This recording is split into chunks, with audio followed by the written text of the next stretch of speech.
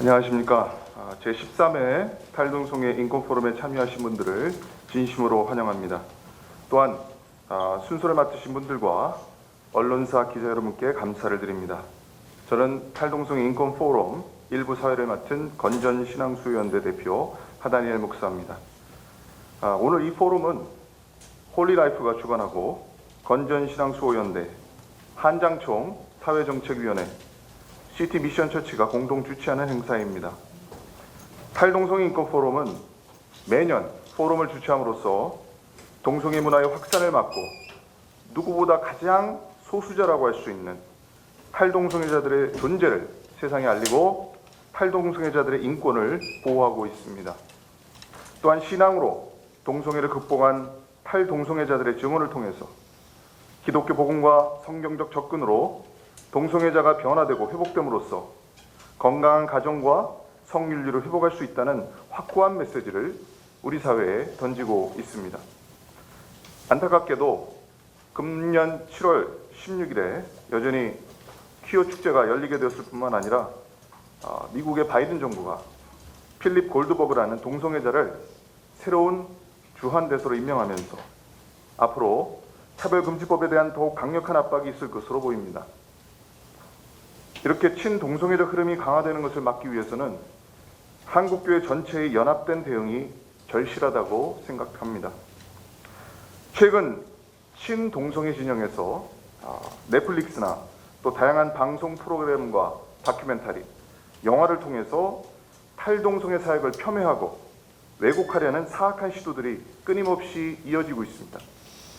탈동성애자의 존재를 부정하기 위한 악의적인 기획과 편집이 이루어지고 동성애로 고통받고 있는 사람들의 현실을 외면하고 탈동성애자들의 목소리를 일반 대중으로부터 차단하려는 움직임이 활발하게 나타나고 있습니다.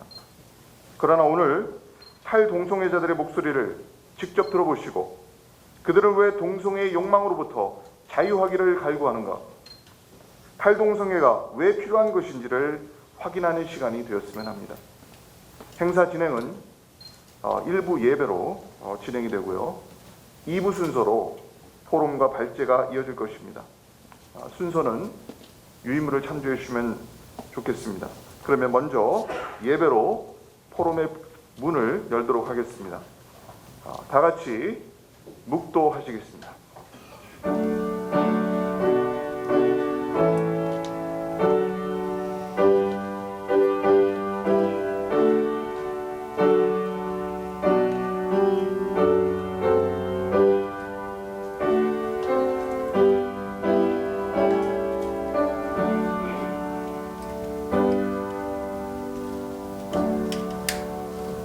불의한 자가 하나님의 나라를 유업으로 받지 못할 줄을 알지 못하느냐. 미혹을 받지 말라.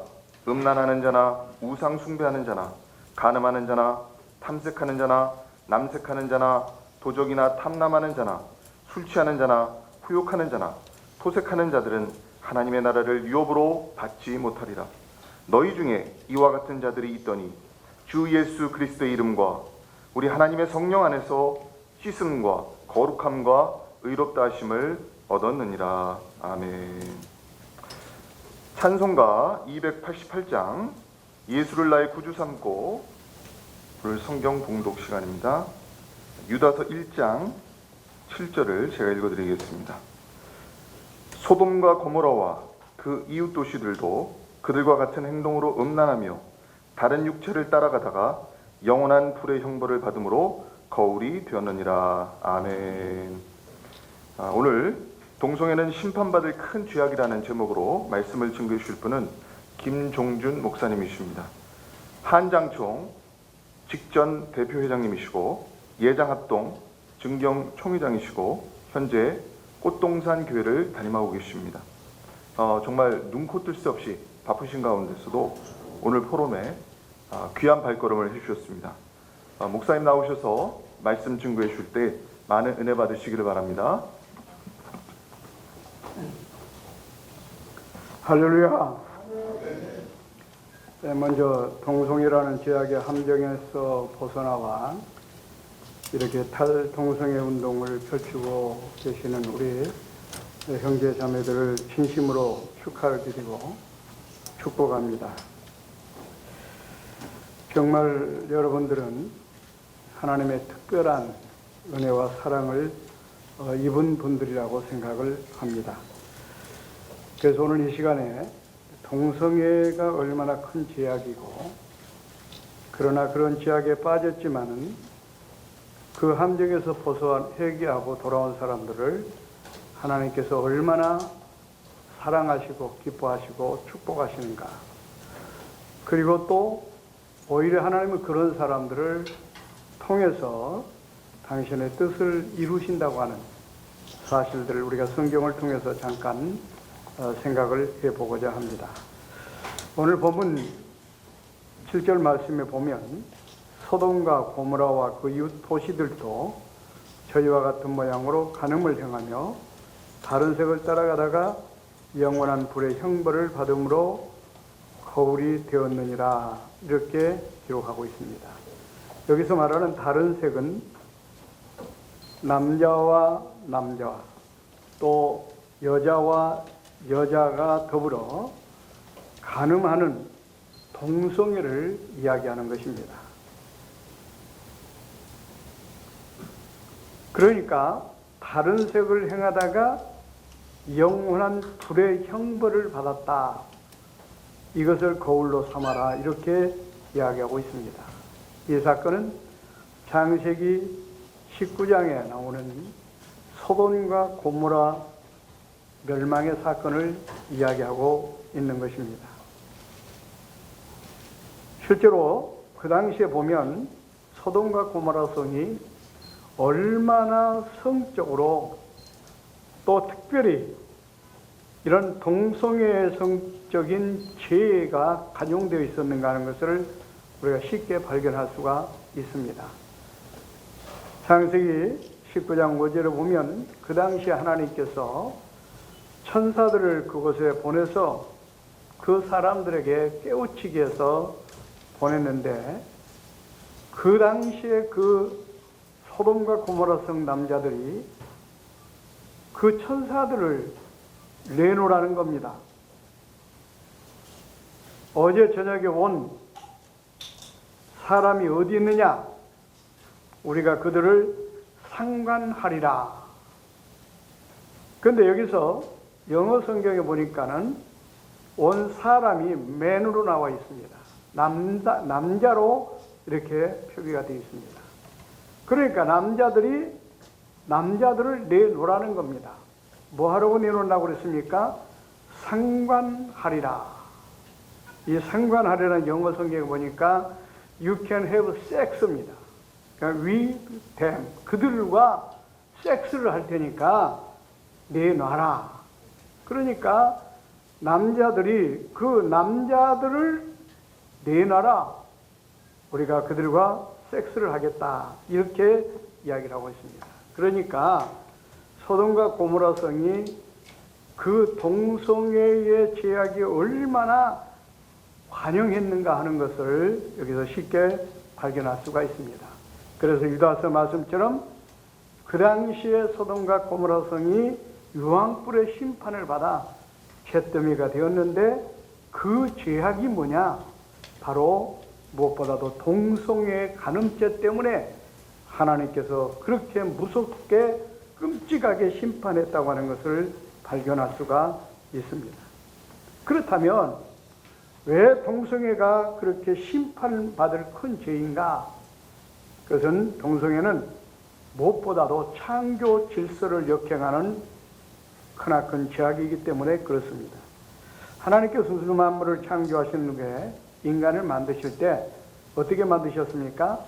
남자와 여자로 사람을 만드셨습니다.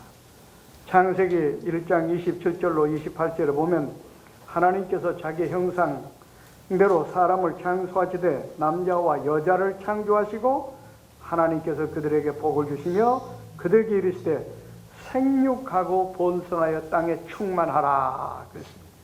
하나님께서 사람을 만드신 분명한 목적이 바로 뭡니까? 생육하여 번성해서 이 땅에 충만케 하기 위한 것이 하나님께서 인간을 만드신 분명한 목적입니다. 그렇기 때문에 생육하여 번성하기 위해서는 어떻게 해요? 남자와 여자로 만들어야 되기 때문에 남자와 여자로 만들어서 남자와 여자를 통해서 바로 생산을 하여 이 땅에 사람들로 하여금 번성케 하기 위한 것이 하나님의 창조의 원리요 뜻입니다. 그렇기 때문에 남자와 여자를 창조하시고 복을 주셨는데 남자가 남자끼리 여자가 여자끼리 성행위를 한다고 한다면 이것은 바로 뭡니까? 하나님의 창조 질서를 역행하는 무서운 죄악이라고 하는 사실입니다. 그래서 레위기 20장 13절에 보면 누구든지 여인과 교합하듯 남자와 교합하면 둘 다 가증한 일을 행함인즉 반드시 쳐 죽일지니 라고 이렇게 이야기하고 있습니다. 하나님께서 무엇보다도 이처럼 동성애를 하는 자는 반드시 쳐 죽인다고 그래요. 쳐 죽이라고 그래요. 이것은 하나님 앞에 너무나 가증한 일이다. 그렇기 때문에 반드시 쳐 죽이라고까지 이렇게 말씀을 하고 있습니다.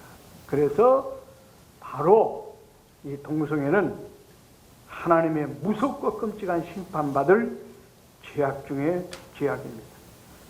그런데 오늘 이 동성애의 그 죄악에 굴려서 벗어나신 여러분들은 이 끔찍한 죄악에 완전히 벗어났기 때문에 정말 하나님의 큰 사랑과 축복을 받는 일이 아닐 수가 없다고 하는 사실입니다. 하나님께서는 어떤 사람을 가장 기뻐하시느냐? 바로 이런 죄악의 함정에 빠져 있다가 회개하고 함정에서 벗어난 사람들을 얼마나 하나님께서는 기뻐하시는지 모릅니다. 대표적인 예로 누가복음 15장에 보면 탕자의 비유 가운데 탕자가 등장합니다. 그 탕자는 그 많고 많은 재산을 가지고 나아가 먼 타국에 가서 완전히 창기들과 놀아나며 다 탕진을 합니다. 여기도 완전히 음란 죄에 빠져서 완전히 만신창이가 되고 말았습니다. 빈털터리가 되었습니다. 영적으로 육적으로 만신창이 되었습니다. 그랬던 그가 회개하고 돌아올 때 하나님께서 얼마나 기뻐하십니까? 세상의 그 어떤 것과도 견주할 수 없을 만큼 기뻐하는 그런 모습을 여기서 볼 수가 있습니다. 이처럼 하나님은 그런 죄악의 함정에 빠져 있다가 회개하고 돌아올 때 과거를 묻지 아니하시고 그렇게 기뻐하고 즐거워하신다고 하는 사실입니다. 어떤 면을 볼 때는 집 안에 있는 그 아들보다도 탈선했다가 죄악의 함정에 빠졌다가 돌아오는 그 작은 아들을 더 기뻐하시고 더 축복하시는 모습을 볼 수가 있습니다. 그렇습니다. 우리 안에 있는 99마리보다도 우리 밖에 나간 한 마리의 양을 더 기뻐하시는 하나님. 그런 측면에서 여러분이 한때나 모르고 그런 죄악의 함정에 빠져서 어려운 가운데 있었지만 다시 이렇게 회개하고 돌아왔기 때문에 하나님은 그 어떤 사람보다도 어떤 면을 볼 때 여기 있는 우리들보다도 여러분들을 하나님께서는 더 기뻐하신다는 사실입니다. 그렇기 때문에 과거의 어떤 그런 잘못된 그 늪에 빠졌던 것 때문에 절대로 위축되거나 그것 때문에 죄책감을 가질 필요는 없습니다. 하나님은 과거를 묻지 않으시고 축복하시고 사랑하십니다. 요한복음 6장에 보면은 바리새인들이 간음죄를 범한 여자를 현장에서 붙들어 예수님께 끌고 왔습니다. 그리고 이 여자를 돌로 칠까요? 말까요? 이렇게 물어봅니다. 왜냐하면 그때 당시의 법은 현장에서 간음하다 잡힌 사람은 돌로 맞아 죽게 되어 있습니다. 돌로 쳐 죽이게 되어 있습니다. 그러니까 예수님께 데리고 와서 묻는 것입니다.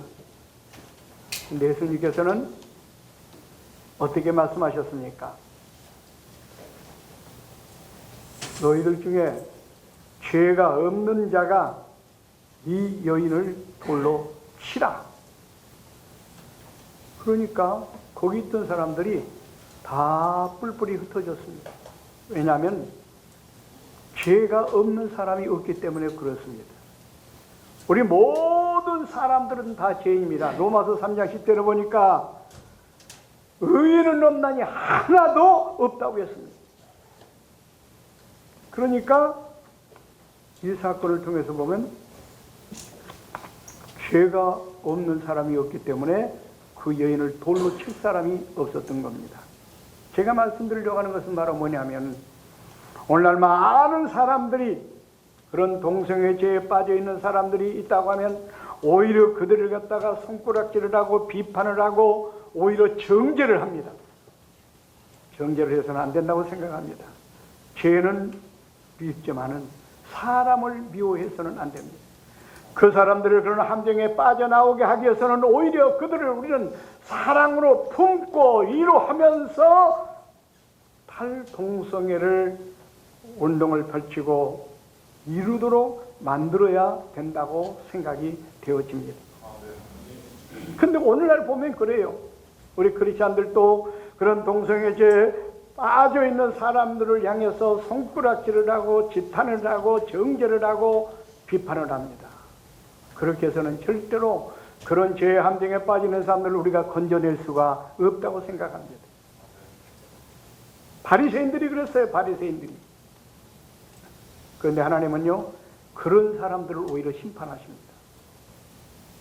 누가복음 18장 11절에 보면 하나님이 나는 다른 사람들 곧 토색, 불이 간음하는 자들과 같지 않습니다.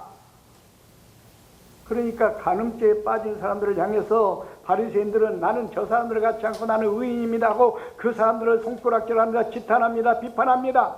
정죄합니다. 우리 주님은 그런 바리새인들을 어떻게 했습니까? 오히려 의의 시간은 바리새인들아 회칠한 무덤들하고 책망하셨습니다. 내어 쫓으셨습니다. 우리가 그런 죄에 빠져서는 안 될 줄 압니다. 오히려 우리가 정말로 동성애에 모르고 그들이 빠져 있다고 한다면 그들을 찾아가서 그들을 위로하고 그들을 격려하면서 어떻게든지 그 함정에서 벗어나도록 우리가 노력하고 예를 써야 될 줄로 믿습니다.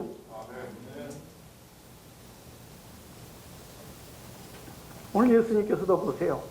현장에서 간음하다가 잡혀온 그 여인, 어떤 면으로부터 간음죄에 빠져서 호적거리는 그 여인을 향하여 어떻게 했습니까? 너를 정죄한 자가 없느냐? 나도 너를 정죄하지 않겠다.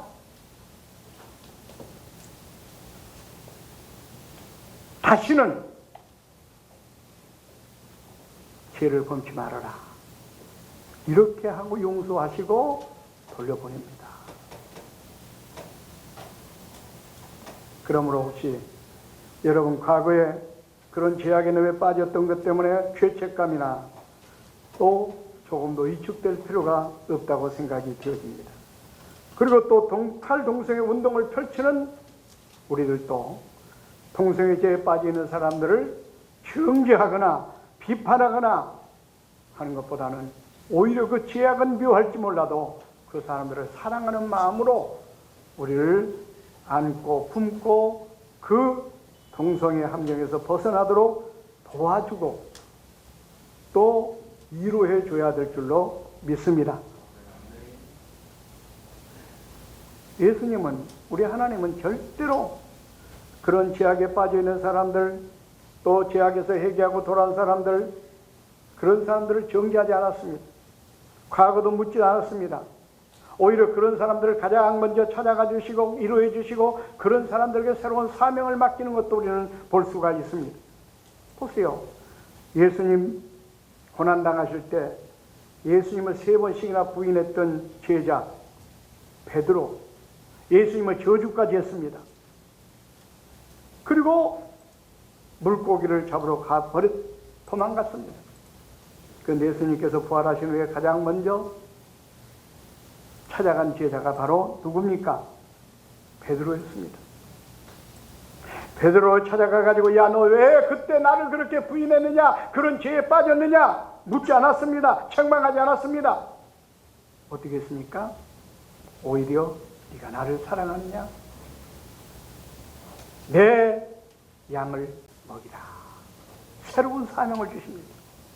여기서 보면 그런 죄악의 함정에 빠졌다가 그래도 주님을 배반했던 그런 제자였지만은 회개하니까 그를 가장 먼저 찾아가서 위로해 주시고 그에게 새로운 사명을 맡겨주셨다고 하는 사실입니다. 그런 측면에서 여러분, 동성애 죄에 한때나마 빠져있다가 탈동성 내 운동을 펼치려는 여러분들, 어떤 면을 볼 때는 하나님의 가장 사랑을 받는 여러분들이고 우리 주님께서 가장 여러분들을 찾아오셔서 위로해 주시고 또 힘주시고 여러분들에게 그런 죄의 함정에 빠져있는 사람들을 건져내라는 새로운 사명을 주셨다고 생각이 되어집니다. 그럼 우리 단체와 함께 아울러서 정말 탈동성애 운동을 더욱더 펼쳐서 하나님의 뜻을 이룬, 하나님께 그렇게 귀하게 쓰임받는 종들이 되시기를 바랍니다. 다니엘서 12장 3절 말씀에 보면 많은 사람을 옳은 대로 돌아오게 한 자는 하늘의 별과 같이 영원토록 빛나리라, 이렇게 말씀하고 있습니다.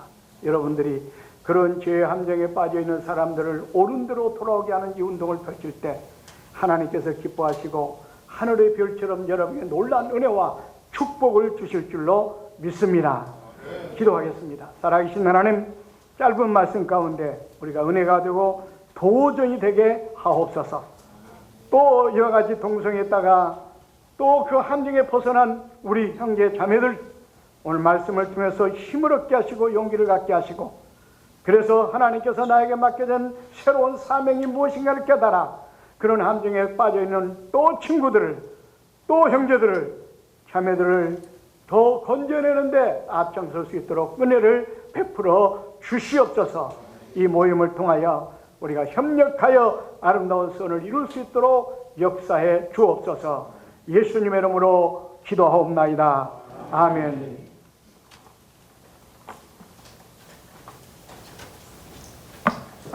할렐루야. 많은 은혜 받으신 줄로 믿습니다. 특별히 이렇게 바쁘신 가운데서도 와주시고 우리 김종희 목사님 귀한 말씀 준비해 주셔서 다시 한번 감사의 말씀을 드립니다.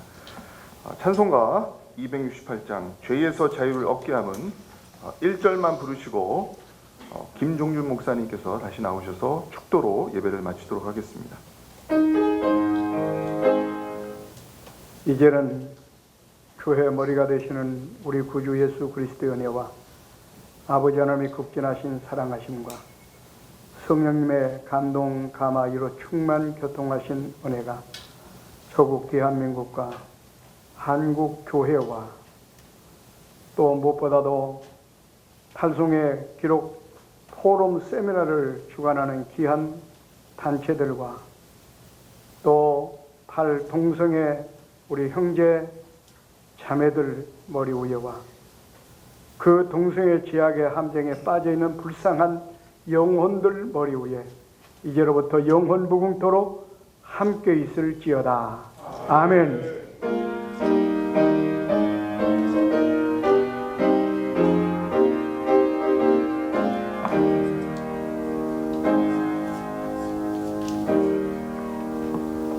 모든 영광 하나님께 돌리겠습니다. 우리가 동성애를 왜 반대해야 되느냐, 그 문제는 모든 분들이 다 아시는 이야기입니다. 근데 탈동성애 운동은 조금 새롭죠. 조금 탈동성애가 가능한 것인가? 성경에 탈동성애가 된다는 말씀이 있었는가? 이렇게 모두 목사님들이나 교계나 거의 좀 생소하게 느껴질 것입니다.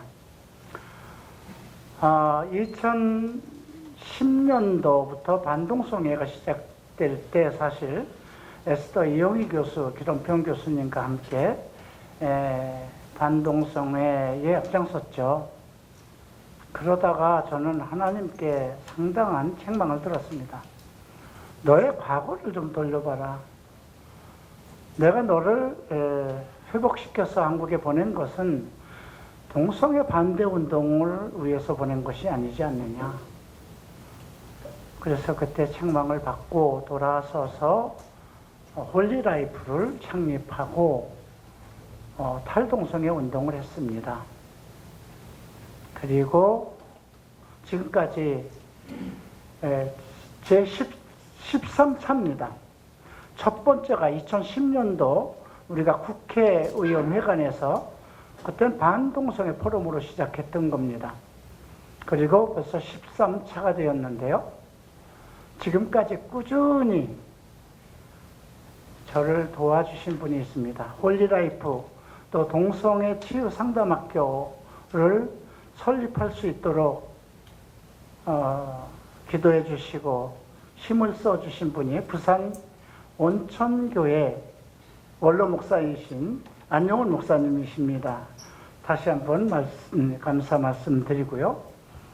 또 서울에서 저희 홀리라이프와 갈보리 채플이 교단에서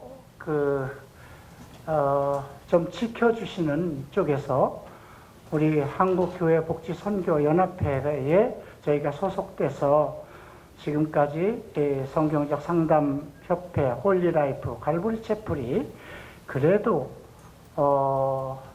지금까지 성장될 수 있었습니다. 우리 박용일 목사님이 저를 도와주셨습니다. 또 모든 행사, 이제 토요일 날 저희가 홀리 페스티벌이 제 7차입니다. 퀴어 축제가 서울에서 신촌에서 시작할 때부터 저희가 홀리 라이프를 우리 이규 목사님 신촌 아름다운 교회에서 창립하고 지금까지 계속 이제 이규 목사님과 하다니엘 목사님, 그 다음에 임경호 목사님 이렇게 저를 도와주셨습니다. 이번에도 이제 토요일 날 우리 모든 행사에 실질적으로 이 분들이 앞장서서 지원해 주시고 후원하셨습니다. 특별히 이번에는 정말 동성애 반대 시민연대를 이끌고 계신 기론평 교수님이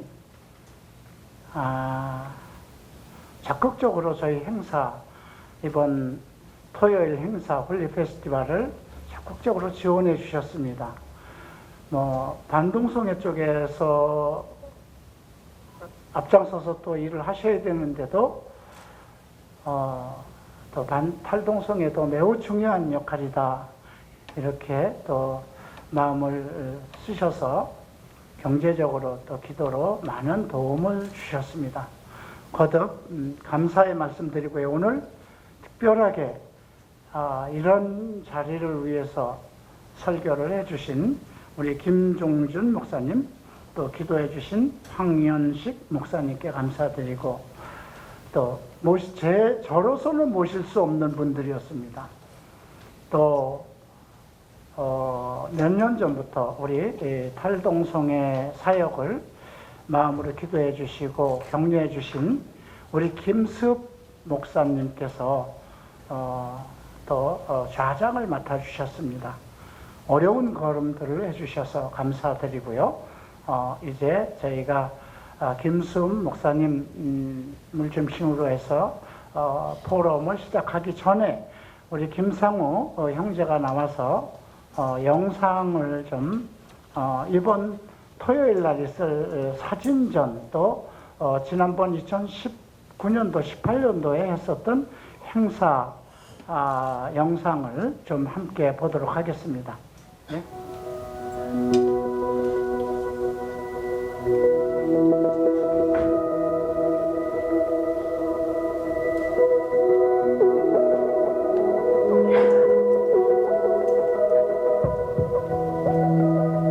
이렇게 매년 탈동성애 인권 포럼을 시작으로 그리고 퀴어 축제에 맞물려서 저희가 강화문 청계광장에서 홀리 페스티벌을 진행해왔고 해외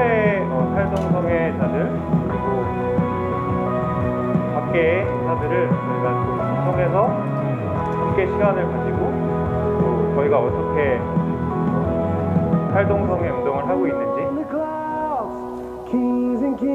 공유하고 함께하는 시간들을 가지는 영상들입니다.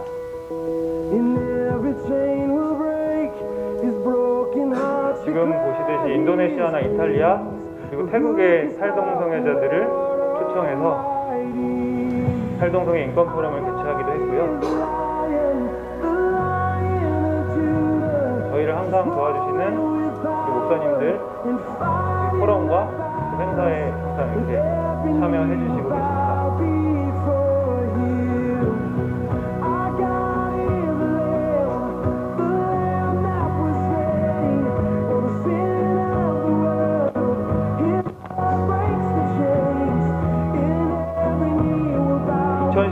코로나가 있기 전에는 저희가 커밍아웃 어게인이라는 슬로건으로 홀리 페스티벌을 개최하였고요.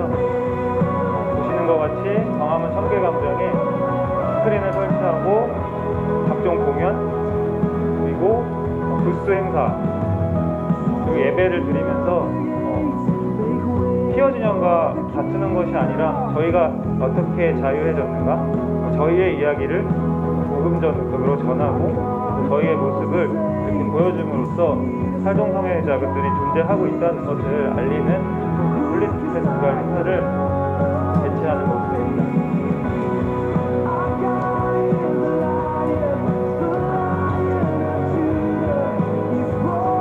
목사님과 청년들의 모습들도 보이고요. 외부에 이렇게 훌륭한 공연진들이 와서 저희와 함께 해주시는 것만으로도 저희에게 굉장히 큰 힘이 되고 또 동성애자들에게 저희가 이렇게 활동하고 있다는 것을 알릴 수 있는 굉장히 좋은 시간들이 되어왔습니다.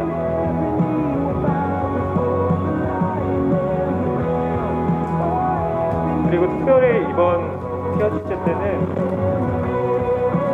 사진전이 메인 행사가 될 것입니다. 이 영상은 이 정도까지 보시고요.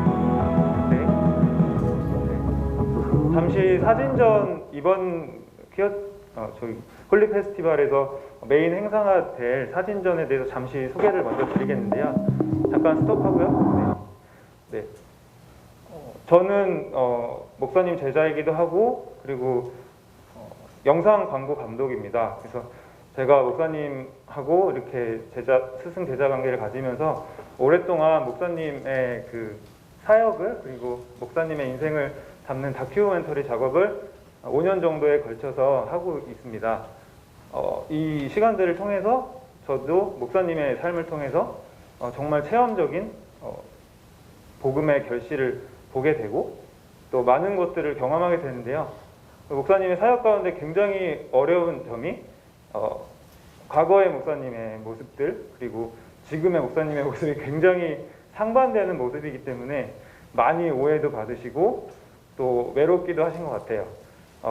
이런 과정 중에서 제가 다큐멘터리 작업을 진행하면서 목사님이 과거 트랜스젠더바 열애라는 것을 만드셨을 때 지금 미국에 계시는 신현식 작가님께서 함께 협업하여서 촬영을 했던 그 사진들이 100여 장이 발견이 되게 되었습니다.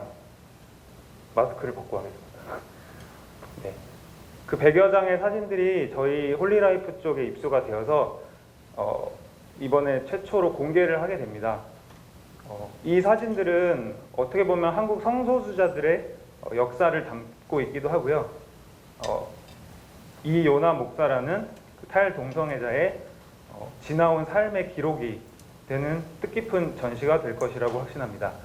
저희가 이번 행사 때 그 사진전에 굉장히 많은 공을 들이고 메인 행사로 생각하는 것은 이 사진들을 통해서 퀴어들이 우리 동성애자들이 과거에 이렇게까지 지내고 살아왔던 분이 현재 정말 복음으로 자유함을 얻고 하나님의 대사로 이렇게 살아 계시다는 것을 증명하고 증거하는 굉장히 귀한 자리가 될 것이라고 생각합니다. 여기 계신 분들은 충분히 이러한 행사의 이해를 가지고 계시고 또 오해하지 않으시고 이 행사의 목적과 저희가 하고자 하는 일이 어떤 건지 충분히 이해하실 거라고 믿습니다. 먼저 사진전 홍보 영상을 보여드리겠는데요. 이 안에 어떻게 보면 굉장히 흥미롭고 또 역사적인 사진들 그리고 한 인간 이호나 목사의 삶의 기록들이 아주 작게나마 담겨 있습니다. 네, 짧은 영상이지만 네, 저희 홀리라이프 이건호 형제가 제작하였고요. 한번 감상하시겠습니다. 네.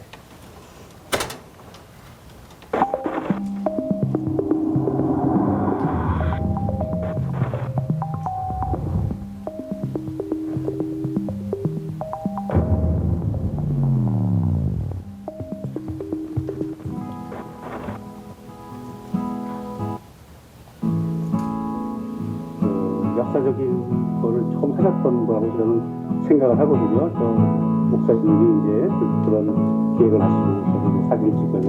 대단하다. 이거지 지금 뭐 이런 거 본 적 사실은 본 적은 없잖아요. 예수님이 나한테 이름 전해주라고. 예수 그리스도의 은혜만이 살아날 수 있다는 걸 알게 되었습니다.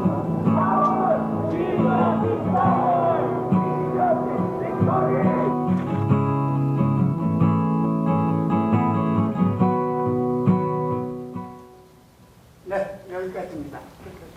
반갑습니다. 제가 일단 오늘 설명을 잘 들었으니까 간단하게 한번 인사하고 그 다음에 강사 소개하겠습니다. 저는 할부교 담임 목사 김수훈 목사인데 원래 부흥사고 선교하는 사람입니다. 그런데 아까 이현아 목사님 말씀한 대로 동성애 첫 1차 할 때 토요일 오후 8시 반에 서울지청 앞에서 동성애 반대 대책 집회를 하겠다 했는데 주일 11시에 깨집은 거예요. 그러니까 우리 속에 배신자가 있었어요. 그래서 그때 이거 안 되겠다 해서 그 다음에 월요일 날 모여서 해야 되느냐 안 해야 되느냐 해가지고 제가 주동을 했습니다. 그때 해가지고 이용희 교수하고 같이 해가지고 일주일 만에 35,000명 모이도록 그게 1차입니다. 1차하고 공식적으로 제가 처음 나왔습니다. 오늘 처음 나왔습니다. 자, 그럼 우리가 한번 생각해 볼 게 있는데 하나는 동성애 반대 대책과 차별금지법은 목숨 걸고 막아야 될 줄로 믿습니다. 그리고 우리가 스쿠크법 또 그다음 동성애 대책, 종교익 완세, 그다음에 차별금지법, 포괄차별을 계속 나왔습니다. 앞으로 계속 나옵니다. 이것은 한국교회와 대한민국이 사느냐 죽느냐 이렇게 해야 됩니다. 그러나 동시에 탈동성애는 무엇이냐? 동성애자들의 영혼을 예수 이름으로 구원하는 단체인 줄로 믿습니다. 이거 꼭 해야 됩니다. 그래서 오늘 세미나가 된 줄로 압니다. 자, 그 정도로 하고 넘어갑니다. 오늘 발제 1분 할 이영하 목사님은 여러분 잘 알다시피 홀리라이프 대표이시고 탈동성애 운동을 주님께서 한국교회를 사랑해서 이 목사님을 첫째 도구로 사용해서 계속적으로 하고 있는 분입니다. 두 번째 발제 2에 김병헌 목사님 히스하우스 담임 목사이시고 교회와 중독 상담, 특수 상담 전문가이십니다. 발제 3 길름평 교수님은 물리학 교수이고 한국교회 동성애 대책의 주님의 첫째 도구로서 암 환자입니다. 치료를 해야 되는데 순교적인 자세로 마인드로 벌써 아마 16년, 18년 전부터 이것을 시작한 것 같은데 지금까지 목숨을 걸고 하고 있습니다. 자, 이렇게 수고하시는 우리 모든 분들을 위해서 격려의 박수를 한번 주시기 바랍니다. 감사합니다. 제일 먼저 이현호 목사님 동성애 어떻게 치유할 것인가 발표하겠습니다.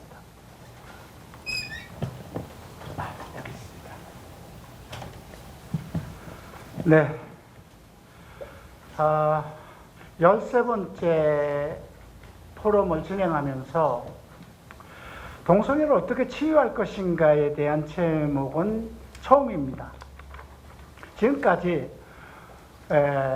동성애 문제에 대한 복음적 대응, 또 우리 교회가 어떻게 해야 될 것인가, 또 성경적 정의, 이런 타이틀로 계속 해왔는데 이번에는 이제 어떻게 해야, 지금은 이제 탈동성애 제자들이, 탈동성애자들이 있고 저희 교회는 한 30여 명 정도가 오직 이 동성애에서 벗어나고자 하는 정말 청년들이 저희 교회에 지금 나와서 저 바이블 칼리지라는 3년 동안의 성경대학교 과정도 공부하고 14, 15명이 기숙사 생활을 하면서 그렇게 지금 코로나 기간 동안 우리는 조금 다른 교회와 같이 보다 조금 행복한 교회였습니다. 외부로 나갈 수도 없고 돌아다닐 수도 없고 집으로 돌아갈 수도 없고 부모와도 대화가 안 되는 얘들이 전부 다 교회 기숙사로 들어와서 매일 저녁마다 성경 공부하고 주일날도 같이 오전부터 저녁까지 성경만 공부하고 또 공휴일이 되면은 얘들이 또 어디 각자 또 자기 갈 길로 또 뿔뿔이 헤어질까봐 저는 부산, 춘천, 강릉으로 공휴일만 되면 얘들을 다 데리고 그냥 거의 반강제로 끌고 다니다시피 그렇게 생활을 해왔습니다. 그래서 올해 4월 달에 제 제자가 하나 결혼을 했고요. 또 9월 달에 또 한 제자가 결혼을 합니다. 또 12월 달에 결혼할 계획을 가지고 기도하는 형제가 있습니다. 저는 몇 명이 앞으로 이들이 변화돼서 한국에서 정말 탈동성애 운동이 내 다음 세대라도 이어갈 수 있을까 하는 그런 신념을 가지고 있습니다. 제가 코로나 시작되기 전에 70살이 되었을 때, 지금 74살입니다만 폐암 말기 진단을 받았습니다. 이렇게 떠나는 것보다. 그런데 정말 후계자가 있어야 되잖아요. 얘들을 이끌고 가면 나는 뭐 하나님한테 가면 가장 기쁜 일이지만 이 아이들은 어떻게 할까 싶어서 하나님께 정말 하나님 나는 지금 가도 좋습니다. 그러나 이 아이들을 어떻게 할까요? 이 아이들을 이끌고 갈 사람이 있어야 되는데 성경대학은 막 시작했는데 열매를 좀 맺어야 되지 않겠습니까? 간절히 기도했습니다. 그리고 지금 74살 됐는데요. 완치 판정 받았습니다.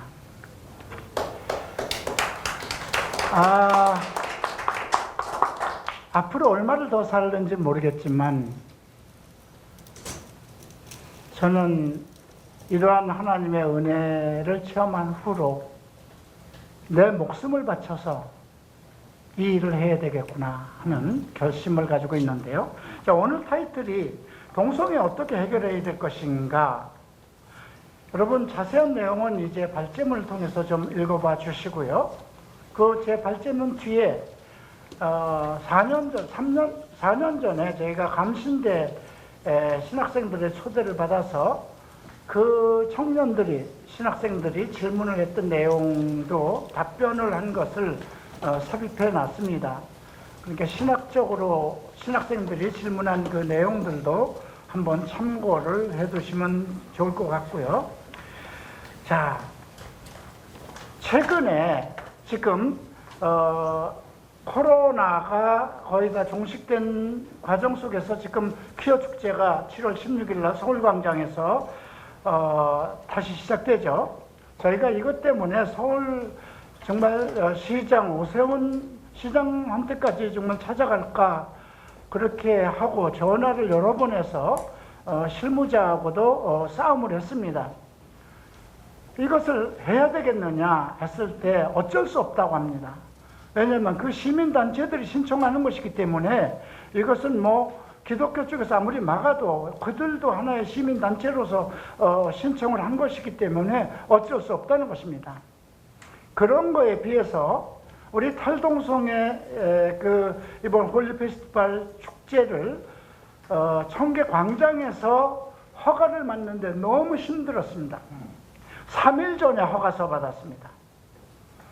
그리고 너무 조건이 까다로워서 정말 이거 정말 오세훈 시장한테까지 가서 싸워야 될까 할 정도로 그만큼 퀴어 축제나 이런 것은 서울광장에서 하는데 정말 그렇게 지금 허용이 간단하게 됐는데 우리 탈동성애 운동은 이렇게 하기가 힘든가 정말 상당히 애를 먹고 시작하는 것인데요. 자, 여러분들 넷플릭스라는 미국에서 운영하는 이제 여러분들도 TV에서 모든 영화를 보고 전 세계 영화를 공급하는 회사인데요. 8월 3일 날 이 플레이 어웨이라는 탈동성애자들의 이야기를 이제 전 세계에서 방영됩니다. 그런데 제목이 플레이 어웨이예요. 기도로 가자, 기도로 할 수 있다. 이것은 지금 탈동성애자들의 운동을 얘기한 것이 아니라 반동성애 단체에서 탈동성애자들의 넘어진 탈동성애 생활을 하다가 결혼까지 한 그 엑소더스의 멤버들, 이것이 2013년도에 그 엑소더스가 문을 닫게 되었죠. 그리고 2016년도에 오바마 대통령이 그때 미국 연방 대법원에서 동성애를 합법화하는 그런 법을 통과시켰죠. 그런데 그 전에 미국을 이끌어오던 40년을 이끌어왔습니다. 그리고 미국 전역에 카나다까지 해서 400여 지부가 있습니다. 그러니까 제가 그 미국에 한번 갔을 때 그 800여 명의 탈동성애자들이 함께 모여서 포럼을 하는 자리를 참석했던 일이 있습니다. 그러니까 미국에선 탈동성애 운동이 그만큼 일찍 일어났어요. 그것이 인터내셔널 엑소더스에서 했습니다. 우리가 2017년도인가요? 그때 멜빈 박사, 거기 이사장을 초대한 일도 있었는데요. 거기에 대표, 부대표가 다 결혼을 했고 탈동성애자들입니다. 그런데 전부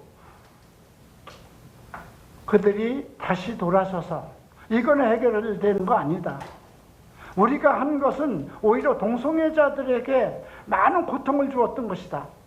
그래서 그들이 얘기한 것은 전환치료를 했다. 그러니까 이 전환치료는 심리학자들이나 또 정신의학계에서 행했던 그런 내용들인데요. 컨버션 테라피라고 하는 전환치료인데요. 근데 사실 엑소더스에서는 전환치료를 한 것은 아닙니다. 그쪽에서는 그래도 초기에 성경을 가지고 그들을 가리키고 기도를 하고 그들에게 힘과 권면을 줘서 많은 동성애자들이 미국에서 400개 지소가 생길 정도로 40년 동안을 이어왔던 그 엑소더스 단체가 2013년도에 존 포크라는 이제 부대표가 레스비안하고 결혼해서 자식을 둘이나 낳았어요. 그리고 미국 400여 단체를 이끌면서 다니면서 탈동성애 그 세미나를 하고 그랬던 사람이 갑자기 돌아서서 이건 해결되는 것이 아니다. 남성에 끌리는 감정이 왜 사라지지 않는지, 어떻게 해야 이것이 사라질지, 그는 갈수록 점점 심해졌다고 합니다. 나이가 들수록 더 허전하고 외로워서 살 수가 없다고 이렇게 고백을 합니다. 그리고 옛날 과거에 새기던 그 남자와 사랑을 나누고 싶은 그 환상 때문에 잠을 잘 수가 없다. 이렇게 고백을 하고 돌아섰습니다. 그 영화가 8월 3일 날 전 세계에서 개방이 됩니다. 저는 그것을 보고 깜짝 놀랐어요. 야, 이게 그들이, 그러니까 동성애자들이 자기네들이 이제 퀴어 축제다 하면서 동성애 법이 다 통과되고 있는데 지금 미국에서는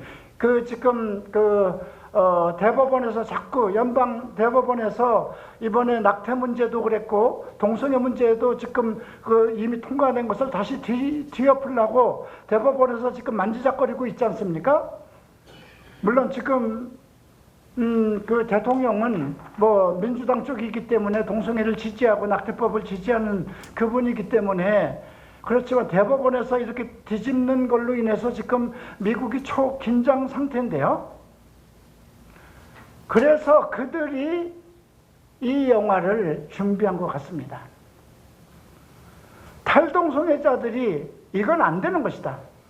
내가 오히려 이것을 한다고 많은 사람들을 괴롭혀왔다.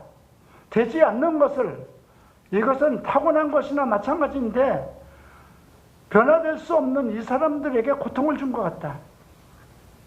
이런 증거를 하고 나왔어요. 꽤 많이 나왔습니다. 제가 이제 그 영화가 나오면 정말 우리 아이들과 하면 볼 계획인데요. 조금 있다가 그 영상을, 그 홍보 영상을 잠깐 우리가 좀 한국 자막이 나온 거니까 좀 보여드리려고 합니다만, 제가 최근에 이제 폐암 말기 진단을 받고 우리 지금 조금 전에 영상 소개를 하고 나를 돕던 제자 김상우 형제에게, 그 형제가 뭐 정말 한국의 유명한 그 광고회사 감독입니다. 목사님, 제가 목사님 일대기를 가지고 다큐 영화를 만들겠습니다. 몇 년 전부터 그 계획을 했는데 이게 영화가 한두 푼 들어가는 게 아닙니다. 과거에 나는 더 이상 게이가 아니라는 그 김강진 목사가 만든 것도 그거 미국에서 정말 독지가가 엄청난 돈을 들여서 그 영상을 만들고, 내가 한국의 탈동성애, 반동성애 운동하는 모든 분들을 다 함께 이끌어내서 그 영상을 만들어냈습니다.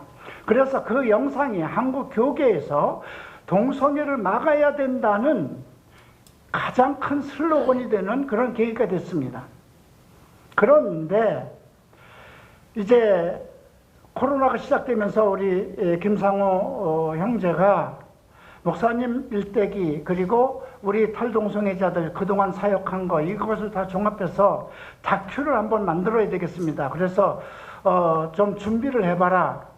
저도 내가 죽고 나서 그것이 방영이 될지 아니면 살아생전에 그거 영화가 만들어질지 모르겠지만, 이제 조금 후면 우리 형제가 아마 많은 교계를 좀 찾아다니면서 후원을 요청할 겁니다. 이게 제 쪽에서 혼자서 만들 수도 없고 한국 교계가 어떤 공동 제작을 해야 될 문제입니다. 그리고 저는 이것이 나는 더 이상 게이가 아니다처럼 한국에서만이 아니라 이미 저의 활동은 대만이나 인도네시아나 아시아 전역과 또 중국에까지, 그리고 미국에까지 탈동성애 운동이라는, 커밍아웃 어게인이라는 이 운동은 한국이 본산이 되어버렸습니다.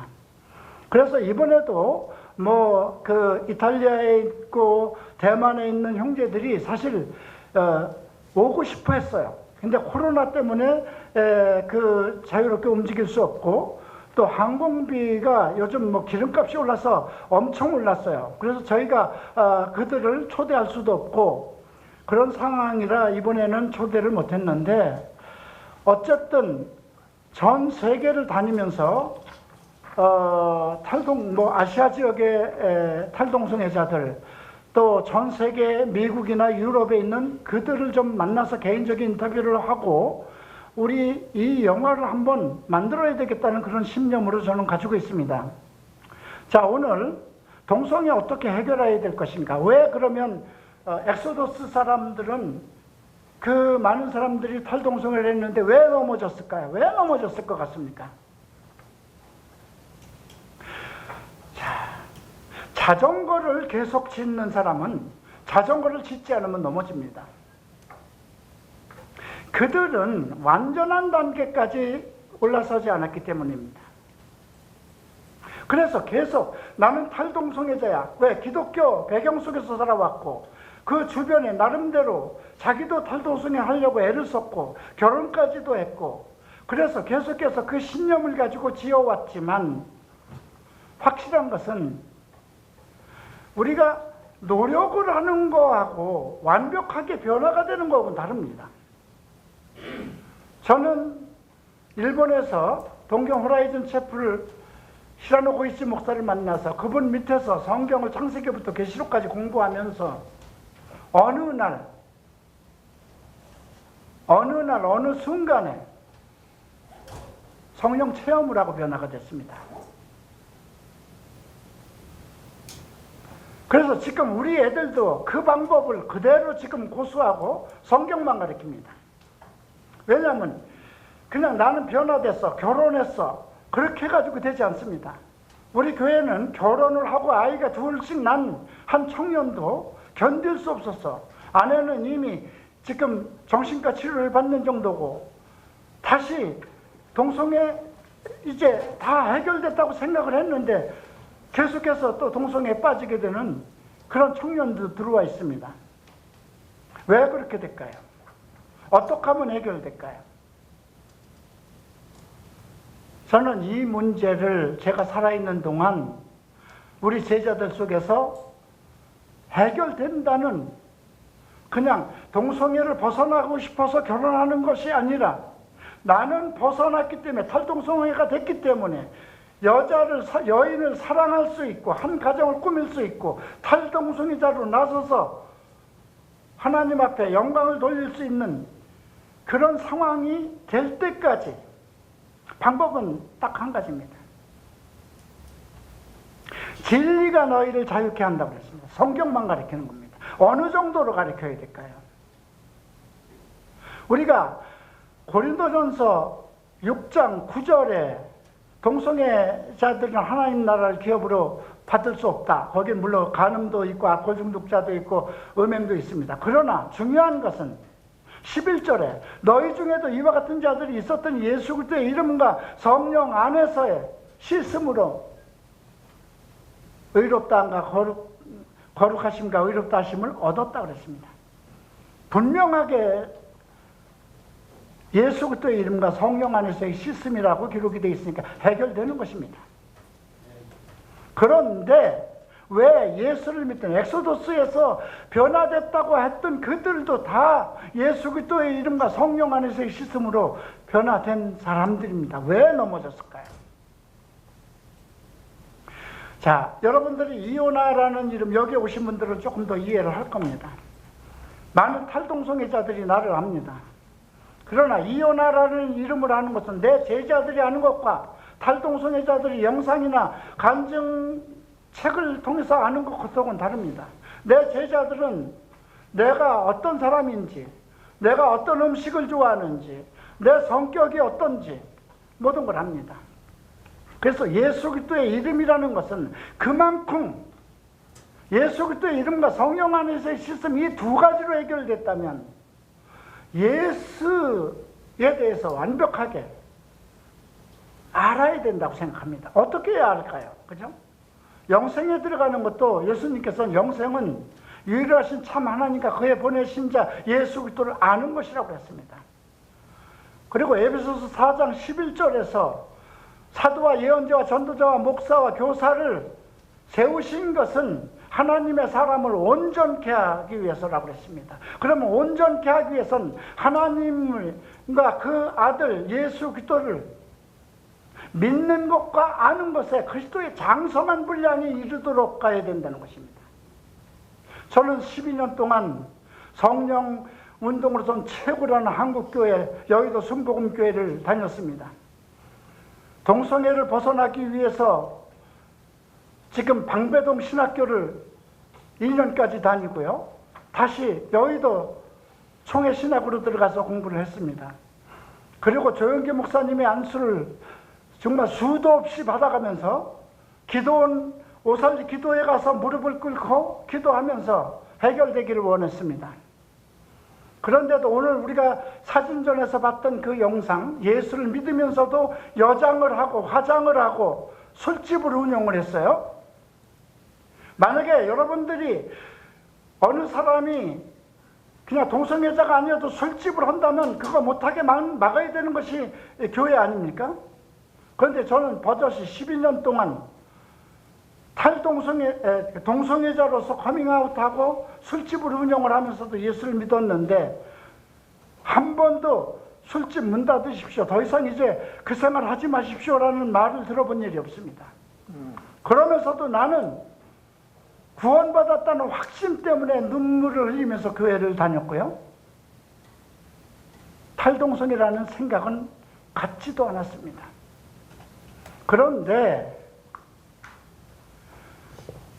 평생 가슴 아픈 것, 이게 뭔가 먹은 것이 뭔가 그냥 가슴에 큰 돌짝이 있는 것처럼 내 인생 이렇게 살다가 말아야 되는 것인가? 내가 이렇게 동성애자로 내 인생이 그냥 여장을 하고 살면서 클럽을 하면서 돈을 많이 벌면 아파트를 2채씩 사고 희낙락하면서 이렇게 살아가는 게 내 인생인가 하는 그 의문 때문에 가슴에 돌짝을 가지고 살았습니다. 그리고 하나님께서 이태원이라는 곳을 완전히 망하게 하는 범죄와 전쟁을 일으켜서 할 수 없이 저는 일본으로 도망을 갑니다. 거기서도 할 방법이 없어서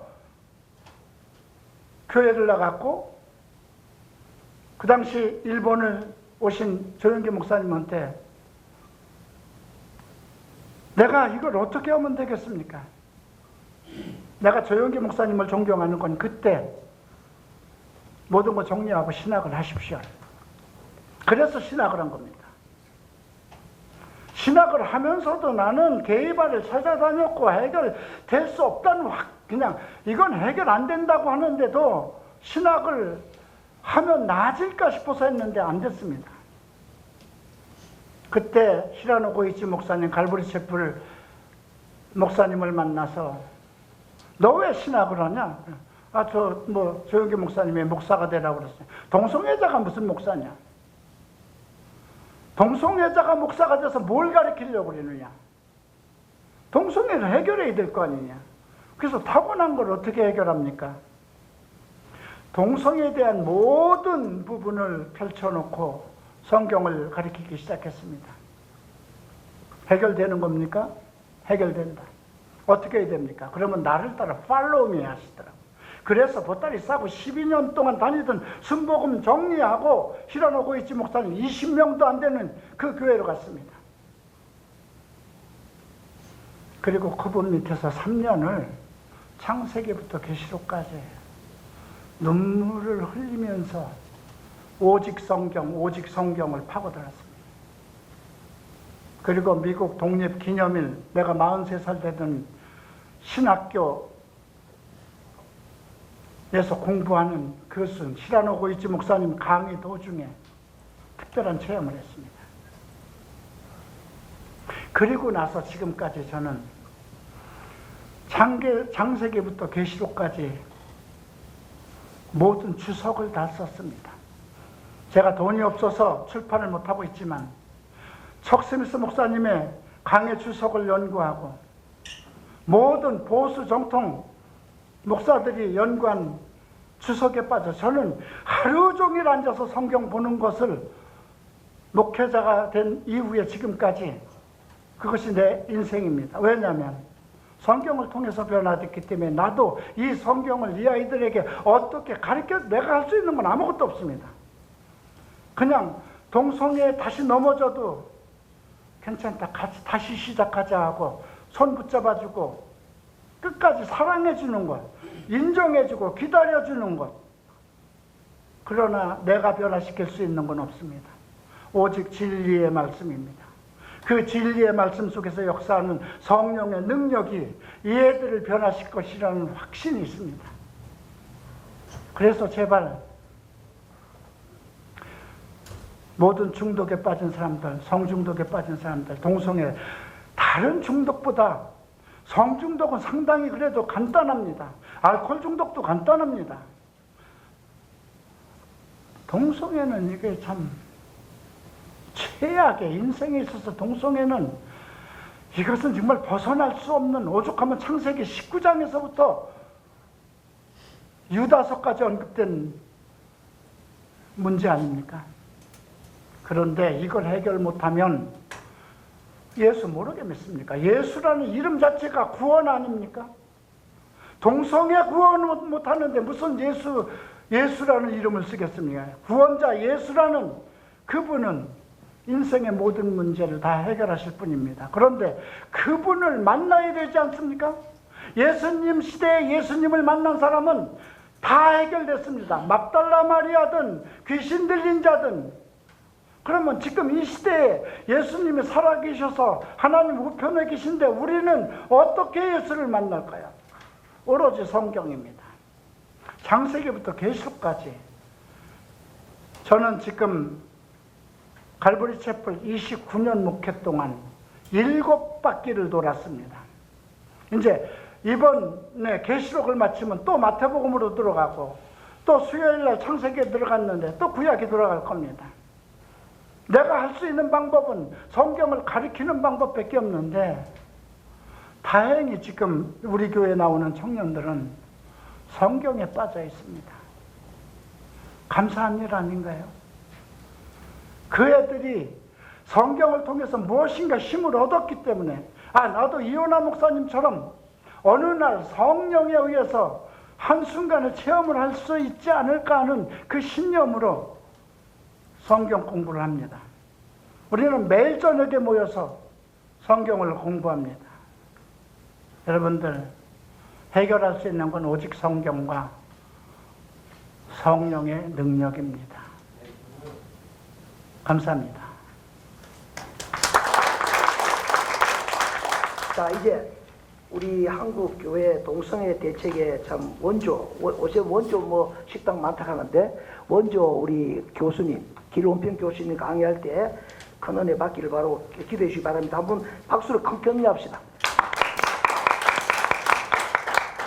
예, 뭐 잘 아실 텐데 제 주제가 이제 차별금지법하고 교회에 대해서 말씀드리도록 하겠습니다. 잘 아시겠지만 좀 복습삼아 들어주시면 고맙겠습니다.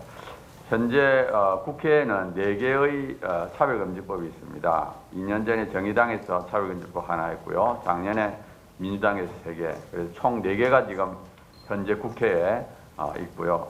그 차별금지법의 독소조항으로 있는 게 뭐냐 하면은 차별금지 사유로 성적지향하고 성별정체성이 들어있습니다. 이제 성적지향은 동성애, 이성애, 양성애를 지칭하고 있고요. 성별정체성은 자기 성별에 대한 인식입니다. 그러니까 생물학적 성하고 상관없이 예를 들어서 제가 남자지만 제가 여자라고 생각할 수도 있고 이렇게 본인이 생각하는 것을 성별정체성이라는데 그게 차별금지 사유로 들어있습니다. 그 다음에 또 성별의 정의 안에 제3의 성이 들어있습니다. 그래서 성별의 정의를 보면 남성, 여성, 그 외 분류할 수 없는 성. 그래서 현재 차별금지법에는 이 제3의 성을 인정하고 있습니다. 이제 이게 문제고요. 이 성별 정체성은 자기 성별에 대한 인식이니까 예를 들어서 트랜스젠더도 하나의 성별이 될 수 있어요. 그래서 우리가 성별 정체성을 차별하지 말자 하는 것은 트랜스젠더를 차별하지 말자 하는 것이 되고 여기서 뭐 트랜스젠더도 차별받으면 안 되지 쉽게 생각할 수 있지만 그 사람의 성을 인정해 주는 거예요. 법적으로. 그러니까 예를 들어서 제가 생물학적으로 남자지만 제가 여자라고 생각하면 여자 화장실도 갈 수 있고 여자 목욕탕도 갈 수 있고 그거를 못하게 하면 이제 차별이 되는 겁니다. 이제 그게 문제죠. 그래서 이 젠더라는 것은 자기 마음으로 생각하는 성이에요. 그래서 트랜스젠더는 이제 생물학적 성과 반대로 생각하는 사람이고 넌젠더는 남자도 아니고 여자도 아니고 뉴트로이스는 중성, 무성 또 젠더 플루이드라는 것은 플루이드가 유체거든요. 자꾸 젠더가 변하는 사람입니다. 그 다음에 데미젠더는 반은 남자고 반은 여자고 폴리젠더는 여러 가지 젠더 바이젠더는 남자의 동시에 여자. 그래서 젠더는 뭐 수십 가지 수백 가지가 될 수 있어요. 본인이 생각하는 거니까. 그래서 이제 이 차별금지법에서는 이 성별정체성과 성적 지향이 차별금지 사유가 됨으로써 문제를 일으킵니다. 그래서 이 차별의 법적 의미를 보게 되면 분리, 구별, 배제하거나 불리하게 대하는 거. 여기 법적인 의미예요. 그래서 이 차별에는 좋은 의미도 있고 나쁜 의미도. 우리가 흔히 차별이라면 나쁜 것만 생각하는데 좋은 의미의 차별이 있습니다. 예를 들어서 도덕, 양심, 종교, 사실에 근거한 함정 비판. 요건 이제 좋은 차별이거든요. 그리고 이제 그 차별금지 사유에도 두 종류가 있어요. 하나는 가치중립적 사유. 이거는 이제 선천적이거나 불광력적. 예를 들어서 남녀, 장애, 인종 이런 것은 이제 가치중립적 사유라 해가지고 여기에는 정당한 사유이 없어요. 정당한 차별이. 반면에 가치 의존적 사유, 요거는 이제 윤리적인 문제가 되는 거, 동성애, 흡연, 중독, 여기에는 정당한 차별이 있을 수 있습니다. 근데 이제 동성애 옹호자들은 동성애 차별하고 여성 차별을 자꾸 같게 놓으려고 그래요. 동성애 차별을 흑인 차별하고 자꾸 같게 놓으려고 합니다. 근데 같지 않죠. 흑인하고 여성은 타고나는 것입니다. 반면에 동성애는 타고나는 것이 아니거든요. 근데 자꾸 동성애를 타고났다고 주장하면서 흑인 차별, 여성 차별하고 자꾸 같게 놓으려고 합니다. 그리고 우리가 사람하고 행위를 혼동하면 안 됩니다. 사람을 차별해서는 안 돼요. 그렇지만 우리가 행위는 얼마든지 비판할 수 있어야 됩니다. 예를 들어서 요즘 담배를 보면 담배 겉에 보면은 혐오스러운 사진이 있잖아요. 그러니까 이처럼 우리가 담배 피는 사람의 인권을 보장하더라도 담배 자체는 비판할 수 있어야 됩니다. 예를 들어서 폐암, 부도암 걸릴 확률이 높다 이런 식으로. 마찬가지로 우리가 동성애자들의 인권을 존중하더라도 동성애 자체는 비판할 수 있어야 돼요. 예를 들어서 동성애는 에이즈는 뭐 주요 감염 경로다 이렇게 얼마든지 말을 할 수 있어야 되는데 차별금지법은 행위차별하고 행위자 차별을 혼동을 하게 만듭니다. 그래서 저는 이 차별금지가 두 얼굴을 가지고 있다. 하나는 좋은 얼굴이죠. 배려. 정말 그 사람을 불쌍히 여기고 배려하는. 그러니까 이 차별금지하면 얼마나 좋아요. 차별하면 안 된다. 근데 문제는 뭐냐 하면은 이 차별금지라는 데 나쁜 얼굴이 있어요. 그게 뭐예요? 정당화입니다. 정당화. 그래서 선악을 바꿔버려요. 그래서 동성애를 이성애와 똑같이 놓고 그 다음에 동성애를 비판하면 그 사람이 호모포비아, 나쁜 사람이 돼요. 그래서 저는 차별금지법은 우리의 착한 마음을 이용해서 선을 악하다 하고 악을 성하다 한다 이렇게 생각합니다. 그래서 사실은 현재 차별금지법이 통과된 대부분의 나라가 기독교 국가입니다. 기독교인들의 착한 마음을 이용해서 차별금지법을 만들고 그 안에 있는 나쁜 것들이 이제 문제를 일으키는 거죠. 그래서 사실은 서구는 모르고 당했습니다. 근데 다행히 우리는 계속 지금 현재 15년째 맡고 있기 때문에 지금 서구에서 일어나는 수많은 폐해를 실제로 보고 있습니다. 그래서 우리나라만큼은 절대로 속으면 안 된다 이렇게 생각하고요. 실제로 폐해를 보게 되면 이 동성애를 비윤리적이다, 비정상이다 죄라고 공공장소에서 표현하면 법적 제재를 받습니다. 그래서 개인의 윤리관이 존중이 안 되고요. 특히 종교의 자유가 심각한 침해를 받습니다. 예를 들어서 종교 의식의 자유, 예를 들어서 설교를 제대로 할 수 없어요. 그 다음에 포교의 자유가 침해됩니다. 전도를 못해요. 전도하면 종교적 괴롭힘입니다. 안 믿고 싶어 하는 사람들 자꾸 이제 믿으라 하는 거는 그 괴롭힘, 차별의 한 종류가 괴롭힘입니다. 그래서 이 전도를 못하게 되고요. 그 다음에 교육을 못하게 돼요. 우리가 아이들한테 동성애를 하지 말라, 믿음을 가져라 이렇게 할 수 없어요. 학칙에다가 우리 학교는 동성애를 반대합니다. 이렇게 하면 안 되는 거예요. 그래서 이 종교의 자유가 심각하게 침해를 받고요. 예를 몇 가지 들면 2004년도에 스웨덴에서 이 동성애에 대한 부정적인 설교를 한 사람이 1심에서 1개월 징역형을 받습니다. 그 다음에 2014년도에 영국에서 교도소에서 동성 결혼이 나쁘다 했는데 역시 그 설교가 금지가 됐고요. 그 다음에 영국에서는 성공회 교회인데 청년 사역자를 모집했는데 동성애자가 왔어요. 그래서 동성애자를 청년 사역자로 채용을 안 했다고 해서 8,500만 원 손해배상을 했습니다. 그 다음에 영국에서 직장에서 무슬림을 전도했다고 해서 역시 징계를 받았어요. 이 전도는 종교적 괴롭힘이다 이렇게 해가지고. 그 다음에 캐나다에서는 그 기독교 대학인데 그 학칙에 동성애를 반대하고 일부일처제를 준수해라. 그 학칙이 있다는 이유로 로스쿨 설립이 불허가 됐습니다. 그 다음에 미국에서는 또 법대 동아리인데 그 동아리 회칙에 일부일처제를 준수하고 동성애를 반대한다는 이유로 동아리가 인가가 거부됐어요. 그러니까 일단 차별금지법이 딱 통과되고 나면 일부일처제가 나쁜 것이 되는 거예요. 한 남자와 한 여자가 산다. 이걸 지켜라. 이건 아주 나쁜 말이 돼요. 그러니까 완전히 거꾸로 되는 거죠. 그래서 저는 어떻게 보면 차별금지법이 가장 차별적이고 다양성을 인정하지 않는다. 그래서 우리가 이걸 동성애 독재다 이렇게 부르고요. 사실은 또 더 큰 문제는 남녀 구분이 없어져요. 본인이 생각하는 것을 인정하니까 그래서 트랜스젠더들, 그러니까 남자였다가 여자가 된 트랜스젠더들이 얼마든지 여성 경기에 출전할 수 있습니다. 그래서 격투기가 나와가지고 상대방 여성 두개골이 파손되고 뇌진탕이 되고 또 레슬링이라든지 뭐 럭비라든지 온갖 경기에 출전하게 되니까 진짜 여성들은 역차별을 받는 거예요. 아무리 열심히 해도 좋은 대학에 갈 수 없습니다. 트랜스젠더 여성들이 이제 우승을 하니까. 그다음에 우리가 잘 알다시피 작년 6월 달에 LA 한인 찜질방 그 여탕에 남자가 들어갔어요. 완전히 얼굴도 남자예요.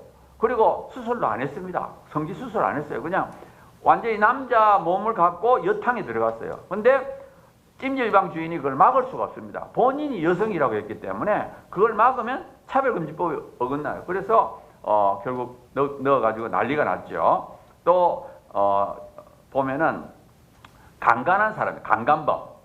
그러니까 강간을 저지르는 분인데 본인 여성이다. 그러니까 여성교도소에 넣어달라. 그래가지고 여성교도소에 들어가 또 4명을 다시 성폭행했습니다. 그러니까 우리가 얼른 생각하면 이 차별금지법은 진짜 말이 안 되는 법이에요. 도저히 이거는 상식적으로 있어서는 안 되는 법인데 법을 딱 만들고 나니까 어쩔 수 없는 거예요. 법에 의해서 모든 것이 진행되니까. 그래서 우리나라는 서구의 이런 부작용들을 보기 때문에 절대로 우리는 만들면 안 된다 생각하고요. 또 화장실에서 수많은 성범죄가 일어나고요. 그래서 저는 차별금지법의 가장 큰 피해자가 누구냐? 학부모하고 여성들이다. 왜냐하면 교육을 통해서 청소년 동성애자, 청소년 트랜스젠더가 늘기 때문에 학부모들하고 여성들이다 이렇게 생각하고요. 제가 차별금지법의 문제점을 요약을 하면 첫 번째, 차별금지법은 윤리도덕을 파괴합니다. 악을 선이라고 선을 악이라 해요. 두 번째, 남녀 구분을 파괴하기 때문에 진짜 여성들이 피해자가 됩니다. 세 번째, 자녀들이 파괴돼요. 그래서 학부모들이 피눈물을 흘리고요. 네 번째, 자유가 파괴됩니다. 동성애 독재가 시작되고 마지막으로 교회가 파괴됩니다. 진짜 믿음을 가진 사람들은 직장에서 다 쫓겨나는 거예요. 그래서 이런 차별금지법이 문제가 되고요. 이제 우리나라 국회의 상황을 조금 설명하겠습니다. 올해 4월달, 4월 11일 날 2명이 단식을 했어요. 차별금지법 제정연대라는 그 시민단체에서 국회 앞에다 텐트를 치고 단식 투쟁을 했는데 그 텐트를 친 장소가 국회입니다. 국회 안에서 쳤어요. 국회 땅이다. 그러니까 도로에다 친 게 아닙니다. 그 보면은 이제 도로에서 약간 온폭 들어가가지고 국회 땅에다가 텐트를 쳤어요. 그리고 2명이 단식을 시작했습니다. 그래서 우리가 막 항의를 했어요. 어떻게 이 텐트를 이걸 계속 놔두느냐. 근데 구청은 관리를 못합니다. 도로가 아니기 때문에 국회 사무처에서 이거를 이제 못 치게 해야 되는데 이거를 이제 놔둔 이유가 뭐냐면 이거는 국회의원의 의정활동이라는 거예요. 박주민 의원하고 장혜원 의원의 의정활동이기 때문에 이거는 손을 낼 수가 없다. 그래가지고 거기서 이제 국회 앞에서 그 대통령 취임식 때도 거기 있어요. 텐트를 안 치우고 있었습니다. 아무튼 두 사람이 단식함으로써 굉장히 민주당이 압박을 받았습니다. 그리고 이제 우리가 잘 알다시피 박지연이라고 20대 여성인데 공동 비상대책위원장이 돼서 이 사람이 계속 당론을 만들어 달라. 그리고 이 박지연이가 뭐라 그랬는가 하면 윤호중 비상대책위원장이 자기를 스카우트할 때 뭐라고 그랬는가 하면 같이 우리 차별금지법을 만들자 하면서 자기를 스카우트했다는 거예요. 그러면서 약속을 지켜라. 왜 약속을 안 지키느냐. 이렇게 압박을 했습니다. 그래서 하여튼 4월 15일 날 4월 달에 굉장히 이 4월 11일부터 단식함으로 인해서 굉장히 압박을 많이 당했고요. 민주당에서. 그 다음에 4월 26일 날 공청회를 하기로 법사위에서 결정을 했습니다. 이 차별금지법은 맨 처음에 이제 법사위 공청회를 하고 그다음에 법사위 안건조정위원회, 그다음에 법사위 법안심사소위원회, 그다음에 법사위 전체회의, 그다음에 본회의 이렇게 가게 되어 있습니다. 근데 문제는 뭐냐 하면은 지금 안건조정위원회, 법안심사소위원회 전체 전부 다 민주당이 다수입니다.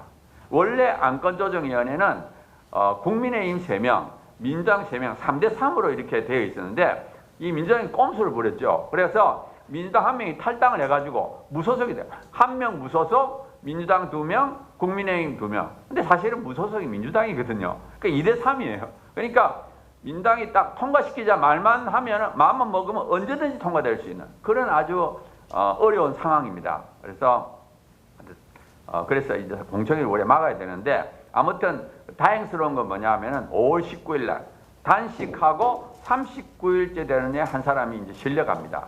그리고 그 다음에 46일 지방선거 하기 직전에 또 한 사람이 단식을 중단합니다. 그래서 다행이고요. 그 다음에 우리가 잘 알다시피 5월 25일 날 법사위 법안심사소위원회에서 민주당 단독으로 공청회를 개최합니다. 원래는 공청회라는 것은 이 법사위 전체에서 여야 합의해서 해야 되는데 전체에서 이걸 하지 않으니까 법안심사소위원회에서 민주당 단독으로 해요. 그래서 국민의힘은 거부하고 찬성 3사람 와가지고 이제 공청회를 하게 됩니다. 그래서 저희들은 이 공청회를 절대로 인정할 수 없다. 여야 합의하에 찬반이 다 참석한 상태에서 해야 된다. 이렇게 우리가 주장하고 있고요. 다행스러운 것은 지방선거 이후에 이 윤호중 비상대책위원장, 박지원 비상대책위원장 다 사표를 냈습니다. 이 두 사람이 가장 강력하게 차별금지법을 지지했는데 다행히 이제 지방선거 후에 두 사람 다 사표를 냈고요. 그렇지만 우리가 굉장히 긴장을 해야 되는 것이 뭐냐면 2024년 국회의원 선거 전까지는 이 사람들이 계속 밀어붙입니다. 사실은 이 동성애 지지자, 이 차별금지법 지지자들은 지금과 같은 기회가 다시 안 온다고 생각해요. 그러니까 지금 민주당이 170 몇 석인데 지금 차별금지법을 통과시키지 못하면 절대로 통과 못 시킨다. 지금처럼 좋은 기회가 없다. 그래서 아마 저는 이번 가을이 되면 틀림없이 이쪽에서 또 시작할 겁니다. 4월, 5월 달처럼 민주당을 계속 압박할 거기 때문에 우리가 하여튼 준비를 좀 단단히 하고 있어야 되고 적어도 2년간은 우리가 막아내야 된다. 이렇게 생각합니다. 네. 이제 결론을 제가 가게 되면 일단 우리가 흔들리지 않고 우리가 말씀에 굳게 서서 우리가 진리라고 생각해야 되고요. 그 다음에 저는 이 싸움이 음란과 거룩의 싸움이라고 봅니다. 저는 저쪽의 무기는 음란이고 우리의 무기는 거룩. 그래서 이 세상이 지금 음란으로 모든 세상을 지금 파괴시키려고 온 세상을 전 세계를 휩쓸어가고 있어요. 그러니까 우리가 이 싸움에서 이기기 위해서는 우리 자신이 거룩해야 됩니다. 그래야만이 이 싸움을 이길 수 있어요. 그래서 저는 이 싸움의 가장 핵심이 뭐냐? 우리 한 사람 한 사람, 이 일에 뛰어든 한 사람 한 사람이 거룩한 삶을 사는 것이 핵심이다. 이렇게 생각하고요. 그 다음에 우리가 정말 헌신적으로 용감하게 이제 달려가야 되고요. 그 다음에 우리가 확신을 갖고 분명히 이거는 이길 수 있고 끝까지 이겨야 된다. 우리나라가 무너지는 한 이 지구상에서 이걸 막을 나라는 없다. 그러니까 우리 대한민국의 크리스찬이라는 것은 사명감을 갖고 책임감을 가져야 된다. 지금 이 시대는 정말 한국이 무너지면 막을 나라가 없어요. 그러니까 미국이 지금 대사도 보내가지고 한국을 지금 무너뜨리고 유럽에 있는 대사들도 와가지고 퀴어 축제 와서 또 말하고 지금 통과된 서구하고 미국은 우리나라가 동성애 통과시키기 위해 차별금지법 통과시키기 위해서 노력을 하는 겁니다. 그래서 우리가 분명하게 하면 저는 이길 수 있다 확신을 하고 또 우리는 이겨야 되고 이겨야 될 사명을 가지고 우리나라는 그런 사명을 갖고 있습니다. 그래서 우리는 충분히 할 수 있다고 생각하고요. 또 우리가 이걸 하기 위해서는 제일 먼저 해야 될 게 기도라고 저는 생각합니다. 기도. 그래서 기도를 누구를 위해? 본인을 위해서. 하나님 저에게 믿음을 주시고 믿음대로 사는 제가 될 수 있도록 도와주세요. 왜? 우리는 약하기 때문에 죄성을 갖고 있기 때문에 하나님 끊임없이 기도해야 돼요. 그래서 하나님 나를 붙잡아 주세요. 아까 탈동성애 하던 그것이 다시 무너지는 것처럼 우리도 하나님 앞에 계속 간구하고 말씀과 기도로 우리를 붙잡아 달라고 해요. 그런데 하나님은 우리가 그렇게 기도하고 말씀 읽고 간구할 때 하나님이 우리를 붙잡아 주십니다. 기뻐하시고 하나님께서 우리가 그렇게 정말 간절하게 나갈 때 우리의 모습을 보고 하나님이 정말 기뻐하시면서 우리를 붙잡아 주시고 또 사용하실 거라고 저는 생각합니다. 그래서 기도가 제일 중요하고요. 그 다음에 한 사람 한 사람이 각자의 영역에서 활동해야 됩니다. 저는 이 동성애 일을 뛰어들보면서 이 동성애자들이 진짜 열심히 하고 정말 자기의 달란트를 이용해서 각계각층에서 노력하는 걸 봤어요. 이제는 우리가 다른 사람이 할 거라고 저는 생각합니다. 한 사람한테 이게 남의 일이 아닙니다. 한 사람한테 모든 영역에서 언론이든지 문화든지 교육이든지 모든 영역에서 자기의 달란트를 이용해서 하나님께 기도하면서 헌신을 해야 됩니다. 그렇지 않고서 이길 수 없습니다. 그래서 우리가 최선을 다해야 되고요. 그 다음에 또 한 가지는 우리가 이거를 알려야 됩니다. 차별금지법을 몰라서 찬성을 해요. 제가 얼마 전에 그 여론조사를 했습니다. 여론조사를 하면서 당신은 차별금지법을 압니까 모릅니까? 그 다음에 차별금지법을 찬성합니까 반대합니까? 이걸 물어봤어요. 그러니까 차별금지법을 잘 알고 있다고 답한 사람의 70%가 반대예요. 반면에 나는 차별금지법을 잘 모릅니다. 혹은 처음 들어봤다. 이런 사람은 반대보다 찬성이 많습니다. 그리고 우리가 중간에 다시 물어봤어요. 당신은 남자가 이 여자 화장실 들어가는 거, 또 남자가 여자 스포츠 경기에 참여하는 거 어떻게 생각합니까? 그러니까 그건 아니다고 그래요. 그리고 마지막에 다시 물어요. 당신은 이러한 차별금지법을 어떻게 생각합니까? 그러니까 마지막에 다시 물어보니까 처음 들어봤다, 잘 모른다는 사람도 60%, 70%가 반대해요. 그러니까 이거는 묻는 몇 분 사이에 차별금지법은 아니다고 생각해요. 그러니까 차별금지법은 알면 반대합니다. 그래서 제가 늘 하는 게 알면 반대하고 모르면 찬성하는 게 차별금지법이다. 근데 문제는 뭐냐면 우리나라 국민의 4분의 1만 알고 4분의 3이 몰라요. 그러니까 찬성이 많을 수밖에 없어요. 모르니까. 그래서 우리가 이걸 알려야 되는데 문제는 뭐냐? 언론이 우리 편이 아닙니다. 언론이 이 문제를 가르치지 않아요. 그러니까 어쩔 수 없이 우리가 알려야 돼요. 한 사람 한 사람이 정말 이걸 전달해야 됩니다. 주위에 알려야 돼요. 그리고 거리에서 전단지 나눠주고 주위에 알리고 하여튼 우리가 혼신의 힘을 다해야 돼요. 앞으로 적어도 2년간은 혼신의 힘을 다해서 막아야 됩니다. 그리고 저는 이 싸움이 논리의 싸움이 아니라 헌신의 싸움이다. 서구가 무너졌어요. 서구가 왜 무너졌느냐? 그 사람들이 논리가 없어서 무너진 게 아니에요. 헌신 안 해서 그러니까. 지금도 우리나라에 보면은 동성애자는 기독교인의 한 50분의 1, 100분의 1밖에 안 됩니다. 서구도 마찬가지예요. 서구도 동성애자가 서구의 기독교인의 50분의 1, 100분의 1밖에 안 됩니다. 그런데 동성애자들의 헌신이 기독교인의 헌신보다 더 많았다는 겁니다. 결론적으로. 우리도 마찬가지예요. 우리도 헌신 안 하면 똑같이 무너집니다. 그래서 저는 이제 강조하는 것은 우리나라는 서구가 무너지는 걸 봤기 때문에 서구의 기독교인들이 저렇게 무관심하고 등한히 했을 때 통과되는 것처럼 우리도 똑같습니다. 정말 한 사람 한 사람이 이게 남의 일이라 생각하지 않고 정말 나의 문제고 내 자녀의 문제고 우리 교회의 문제다. 이거는 정말 하나님이 우리에게 주신 사명이다. 이렇게 생각하고 정말 악착같이 해서 우리 대한민국만큼은 정말 하나님의 기쁨이 되고 이 차별금지법과 동성애를 막고 전 세계를 오히려 주님께로 인도하는 그런 역사적인 사명을 우리가 해야 된다. 이렇게 생각합니다. 네, 감사합니다. 제가 마지막 결론을 간단히 하겠습니다. 2020년도에 제가 한장총 대표장 할 때 이 일을 한참 하다가 새벽 2시에 우리 교회 앞에서 교회를 바라보고 기도하는데 하나님, 한국교회 망합니까? 한국교회 깨집니까? 동성애 때 망합니까? 물었더니 하나님께 답변을 주셨어요. 에레미야서 5장 1절 정의를 행하며 진리를 행하는 한 사람만 있으면 예루살렘 성을 구출하리라. 우리 하나님께서 이호나 목사님 또 길럼진 교수님 우리 김강규 목사 여기 있는 여러분과 제가 주님 앞에 바로 서면 대한민국이 살아날 줄로 믿습니다. 아멘. 일이 작아 되겠어요. 살아날 줄 믿습니다. 아멘. 한국교회는 대한민국과 세계를 살립니다. 그리고 한국교회는 순교자의 피가 있고 새벽기도에 금식기도가 있고 탈동성애가 있고 영혼구출하는 이 대한민국은 앞으로 한국과 민족과 세계를 복음하고 탈동성애를 통해 영혼을 구출하는 큰 역사가 일어날 줄 믿고 참 감사한 것은 대통령이 바뀌어서 거부권 행사를 할 수가 있습니다. 그리고 2002년 후에 국회의원 선거를 똑바로 해야 일어날 수 있습니다. 여러분 감사합니다. 할렐루야 하는 영광 돌리겠습니다. 감사합니다. 지금은 이제 마지막으로 우리 사회자 성함이 누구신가? 김범수 간사님, 나는 어떻게 탈출했는가? 또 김상호 간사님, 원래 적응과 질의하겠습니다. 진행하세요. 예. 안녕하십니까. 저는 탈동성애자 김범수라고 합니다.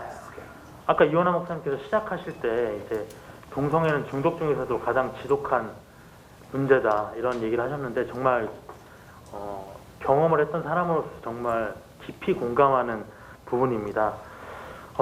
동성애자들은 모두 한때 지금 동성애를 운명이라고 체념한 사람이든 동성애에서 벗어나고자 애를 쓰는 사람이든 엄청난 절망감을 경험했던 사람들입니다. 자신이 남들과 뭔가 다르다는 것을 인지했을 때 사춘기 시절 한때 그러다 말겠지 싶었던 내 마음속 깊은 곳에 숨겨둔 그런 욕망이 결혼 정년기가 다 되어서 다 큰 어른이 되어서 끝내 사라지지 않았을 때 그 두렵고 절망스러운 감정은 아마 상상하실 수 없을 것입니다. 저는 초등학교 2학년 때부터 동성애적인 감정을 느꼈습니다. 지금은 그 친구의 얼굴도 기억나지 않지만 그때를 떠올리면 어떤 열병과도 같았던 그 알 수 없는 감정만은 아직도 생생하게 기억이 납니다. 그것은 순수한 사랑의 감정이 아니라 어떤 중독과도 같은 집착이었습니다. 이후 학년이 바뀔 때마다 늘 좋아하는 사람이 있었습니다. 하지만 시골이었고 당시에는 동성애라는 단어조차 흔하지 않은 시절이었습니다. 그래서 저는 그저 제 마음속의 이 감정이 어떤 애정 결핍에 의한 깊고 진한 우정의 한 종류인지 아니면 정신적인 질병인지 갈등할 뿐이었습니다. 그러나 어떤 식으로든 그 감정이 절대 정상적인 것 같다고 정상적이지는 않다고 확신했습니다. 왜냐하면 저는 늘 그 대상의 육체를 갈구했기 때문입니다. 다들 여자 연예인과 여자친구를 사귀기에 여념이 없을 때 저는 여성이라는 대상에는 전혀 관심이 없었고 오히려 혐오했습니다. 반면 남자의 육체는 늘 선망의 대상이었습니다. 그러다가 인터넷을 통해 포르노를 알게 되고 이미 학창시절에 각종 음란행위에 빠지게 되었으며 성인이 되었을 때는 동성애자들끼리 만나는 어플 등을 통해 사람을 만나기까지 했습니다. 어플로 사람을 만나지 못하는 날이면 돈을 주어서 사람을 사기도 했습니다. 그런 생활 속에서 정말 알 수 없는 공허함 때문에 술과 담배에도 지독하게 찌들어 살았습니다. 그런 생활이 10년 이상 지속되자 저에게는 남은 게 하나도 없었습니다.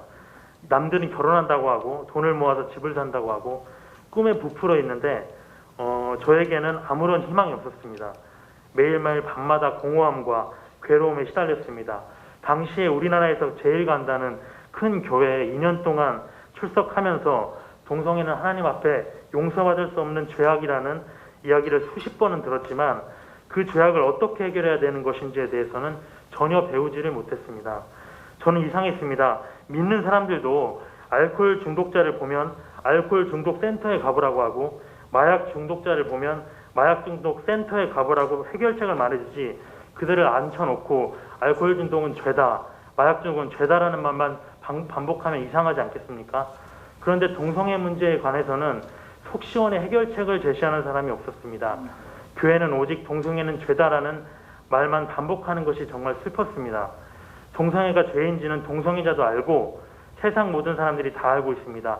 며칠 후 있을 퀴어 축제에서 즐긴다고 하는 그들도 마음 한 구석의 비밀스러운 공간에는 숨길 수 없는 죄책감을 가지고 있습니다.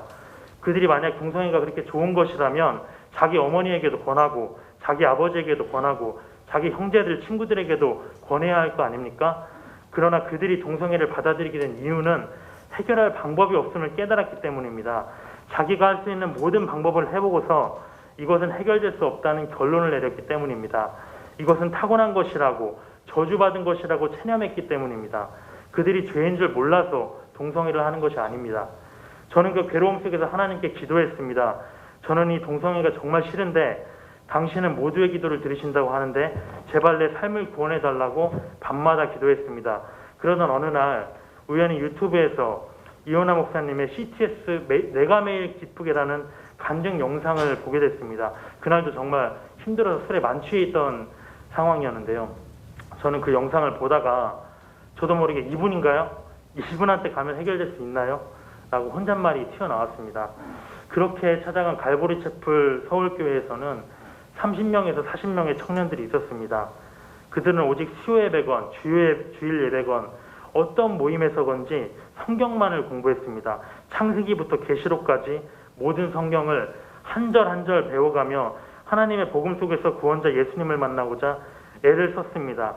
제가 교회에 처음 출석했을 때는 마침 갈보리 채플 성경대학이라는 과정이 개설되었는데 이때부터는 아예 매일 저녁 모여서 강의를 듣고 성경을 공부하기 시작했습니다. 가르치는 이에게나 배우는 이에게나 쉽지 않은 일이었습니다. 3년이라는 적지 않은 시간 동안 상상이 가십니까? 매일 저녁 그렇게 성경만을 공부하면서 보낼 수 있겠습니까?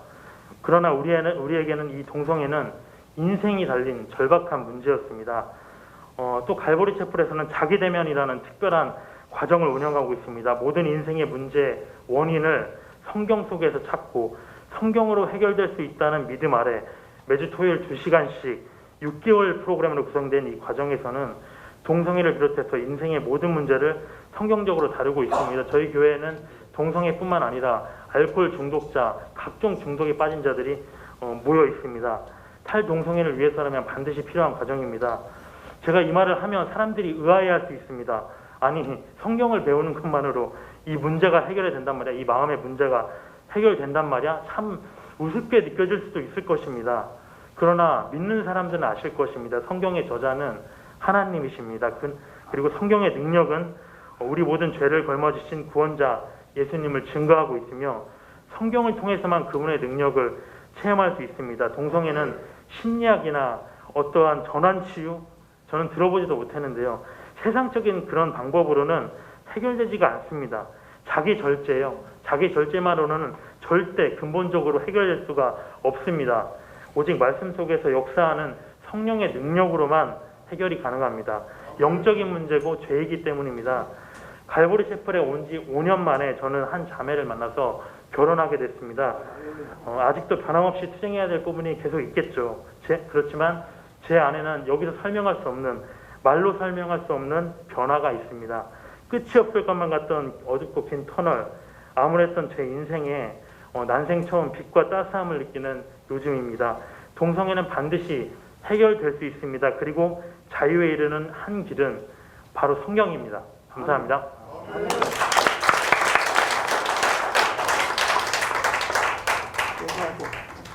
김상우가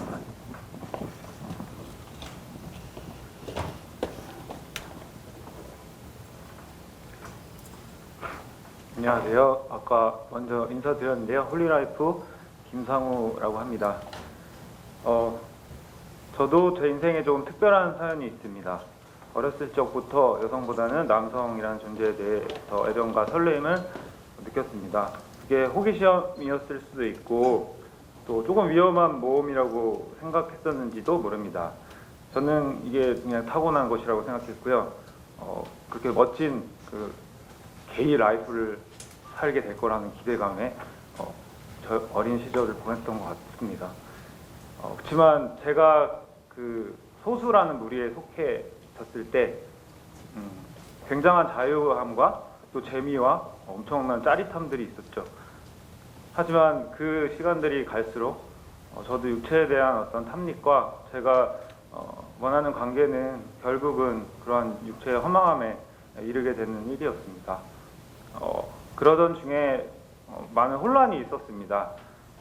정말 저에게 그 시간은 혼란의 시대였던 것 같습니다.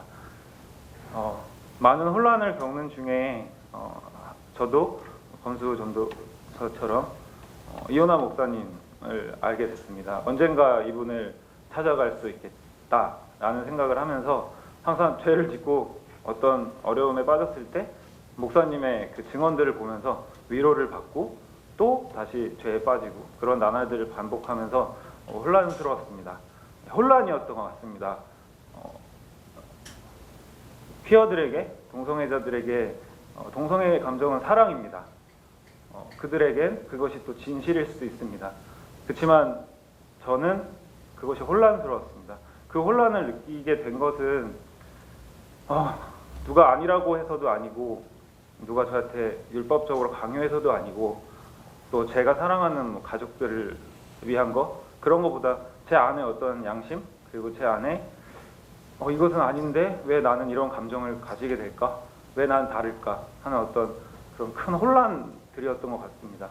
그것을 정확하게 구분해주고 그것이 성경에서 어떻게 정의되었고 어떻게 이야기했는지 저는 이호나 목사님을 통해서 정확히 알게 됐습니다. 그 이전에도 교회를 다니면서 저는 투명인간 같은 생활을 했습니다. 저의 어려움을, 저의 이런 고민들을 교회 안에 털어놓을 수 없는 분위기였고 물론 그 당시에 저희 동료들이 저를 받아주지 않았을 거라 생각은 하진 않지만 제가 가지고 있는 수치감과 어떤 감정적인 어려움들은 저를 더 위축하게 만들었습니다. 그렇지만 이호나 목사님의 변화의 증언들을 듣고 목사님을 찾아갔을 때 그곳에는 더 소수의 무리들이 있었습니다. 그 무리들에 제가 속했을 때 또 다른 평안함과 자유함은 이루 말할 수 없었습니다. 저는 그 당시에 한 3개월 정도 지나면 그 정도 되면 이제 그냥 내 생활로 돌아가겠지, 또 일반 교회, 어떻게 보면 그냥 나의 교회로 돌아가겠지라고 생각했는데 굳이 떠날 이유를 찾지 못했습니다. 여기야말로 저에게 말씀을 정확히 알려줬고, 제가 죄송합니다. 어떻게 말씀 안에 어떻게 살아가야 할지 정확하게 알려줬습니다. 혼란이 아니라 너무나 정확했습니다. 그게 가장 큰 이유였습니다. 다른 이유가 없었고요. 절대로 이렇게 울 일이 아닌데, 왜냐면 이제 정말 평안함에 이르는 것 같거든요. 목사님을 만나서.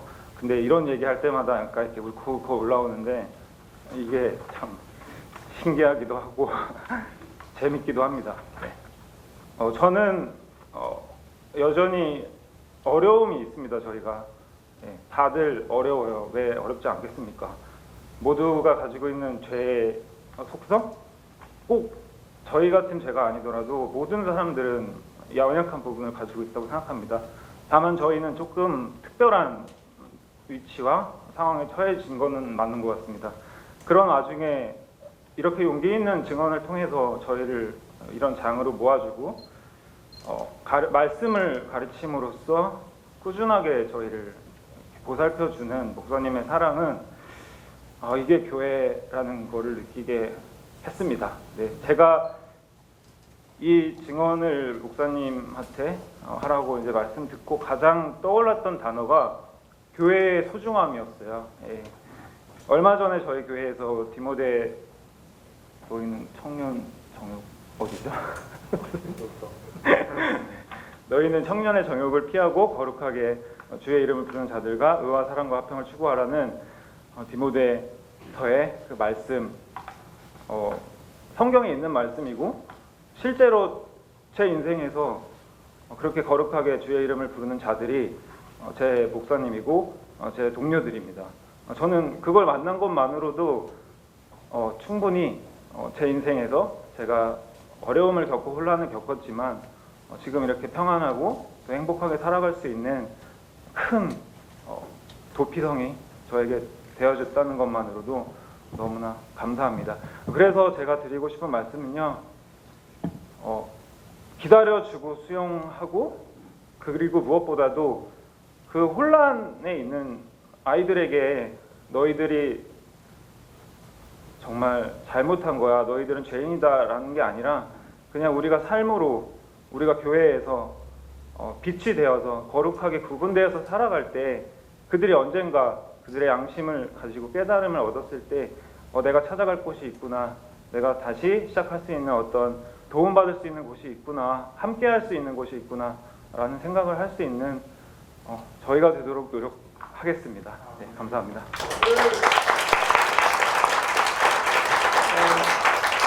김본수 간사님, 김상우 간사님이 살아있다는 이 자체가 앞으로 수많은 사람 주님께 돌아올 줄로 믿습니다. 이제 마지막 질의 시간인데 질문을, 비판을 위한 비판을 좀 안 해주시면 감사하겠고, 격려하면서 한 분에게만 좀 질문해 주세요. 여러 사람한테 하지 말고 손 들어주시기 바랍니다. 질문하실 분 손 좀 들어주세요. 질문이 없으면 강의가 너무 잘 됐다는 건데.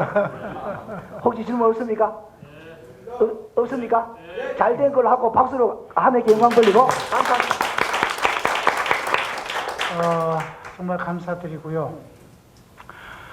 제가 이 탈동성애 운동을 하고 동성애자들 돌보면서 예수 믿는 청년들 한 1,500명을 상담했습니다. 그 중에서 지금 남아있는 애들이 한 30여 명이죠. 1,500여 명 됩니다. 그들 중에 38%가 모태신앙이라고 하고요. 더 안타까운 것은 17% 정도가 사역자들 가정의 아이들입니다. 참 이 애들을 볼 때마다 저는 교회를 향해서 화가 납니다. 화가 치밀러 옵니다. 그 아이의 어머니 아버지는 교회에서 목숨을 걸고 전도도 하고 아침부터 밤까지 새벽 예배다 철야 예배 하면서 왜 이 자기 아들이 동성애에 빠져서 이 고통을 받는 것을 모르고 있는가? 그 아이의 고민은 어머니 아버지한테도 얘기할 수 없고 주일날은 작은 교회이기 때문에 자기가 찬양도 해야 되고 봉사해야 되고 하는데 너무 가슴 아프다는 겁니다. 그래서 우리 교회에 오고 싶어도 목사님 저는 뭐 성도도 많지 않는데 제가 빠지면 우리 교회가 돌아가지 않습니다. 참 안타까운 아이들이 있습니다. 또 우리 교회는 우리 교회뿐이 아니라 지금 두바이에서도 매일 저녁 저희 공부 시간에 와서 공부하는 애들 청년이 있습니다. 여행사에 다니는 청년입니다. 또 각 지역에서 지방에서도 제 설교를 듣는 청년들이 있습니다. 가장 중요한 것은 목회자들이 어떻게 하면 동성애자들을 변화시킬 것인가? 성경을 가리키는 것뿐입니다. 그리고 내 이웃을 내 몸처럼 사랑하라고 그러는데 목회자들이 이웃이 누군가? 주변에 있는 목사들인가? 잘 사는 사람들인가? 아닙니다. 내게 있어서의 이웃은 나의 아들들은 나의 형제들은 동성애자들이었습니다. 예수님이 나를 자기 형제로 삼아주셨기 때문에 예수님이 나를 사랑해서 나를 구원하시고 변화시켰기 때문에 나는 주님께서 명령하신 것처럼 하나님만을 사랑합니다. 그리고 내게 명령하신 두 번째 명령, 내 이웃을 내 몸처럼 사랑하라 하신 그 말씀, 나는 저희들이 나의 이웃이고 내 형제고 나의 제자고 영원히 함께 주님 앞에 설 영적 군사이기도 합니다. 한국에서 이 사역이 제발 멈춰지지 말았으면 좋겠습니다. 한국 교회를 설득시켜야 되는데 설득시킬 힘이 없습니다. 제가 아마 장로교 교단 한 세력 속에 들어있었다면 좀 간증을 하고 다니면서 탈동성애에 힘을 실어주세요. 당신네 교회에 있는 말도 못하고 울면서 살아가는 동성애자들을 좀 기억해 주세요. 그리고 제발 셀프 컨프런테이션이라는 자기 대면 과정만이라도 각 교회에서 좀 실시해 주세요. 동성애자들 모이라 그러면 안 모이니까 우울증, 두려움, 인생을 지배하는 모든 죄를 다루는 이 과정만이라도 모든 교회에서 보급시켜 주세요.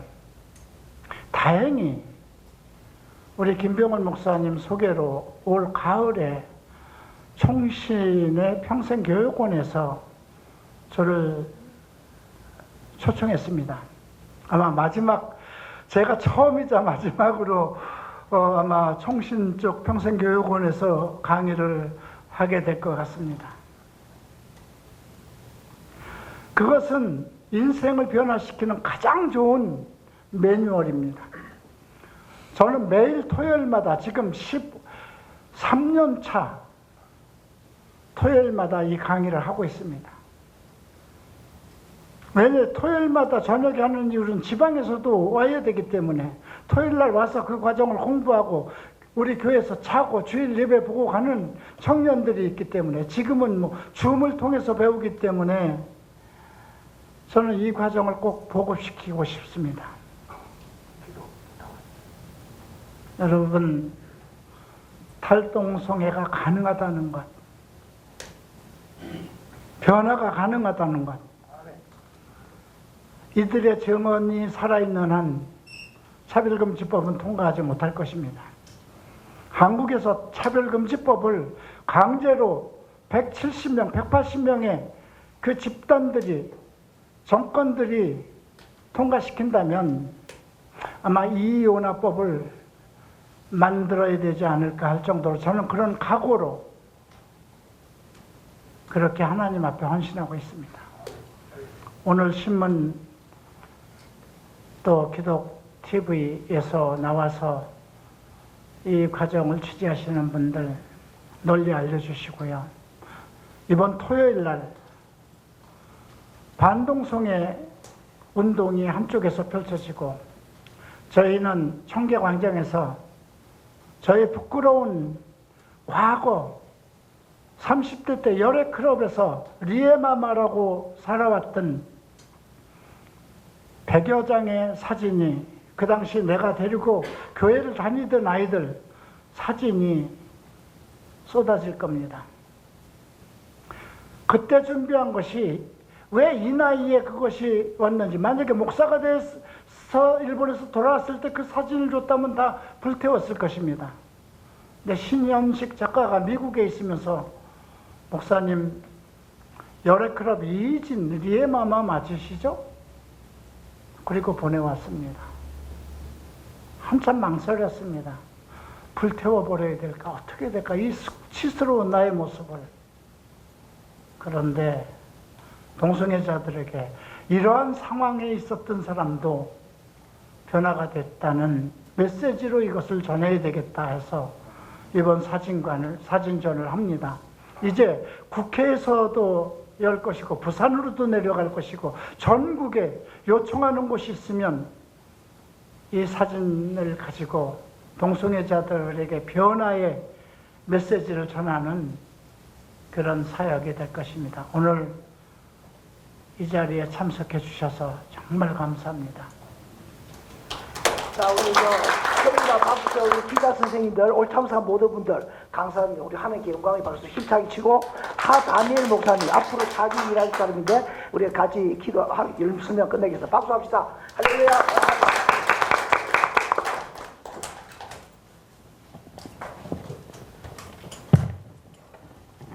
아, 7월 16일 날 광화문 청계광장에서 있을 엑스게이 사진전에 많은 관심을 부탁드립니다. 제가 거기에 대해서 좀 설명을 해드리려고 했는데 우리 이현호 목사님께서 대신 다 설명을 해주셨기 때문에 추가 설명은 하지 않겠습니다.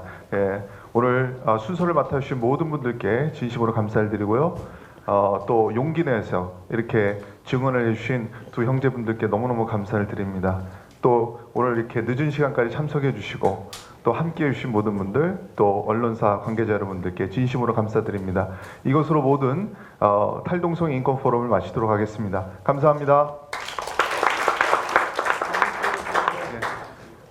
사진 촬영이 있겠습니다. 먼저 오늘 참석해 주신 분들 다 앞으로 나와서 같이 촬영하시죠. 예, 앞으로. 기사 잘 쓰세요. 기사 잘 쓰세요. 사진 찍을 때마다 하나 둘 셋, 하나 둘 셋.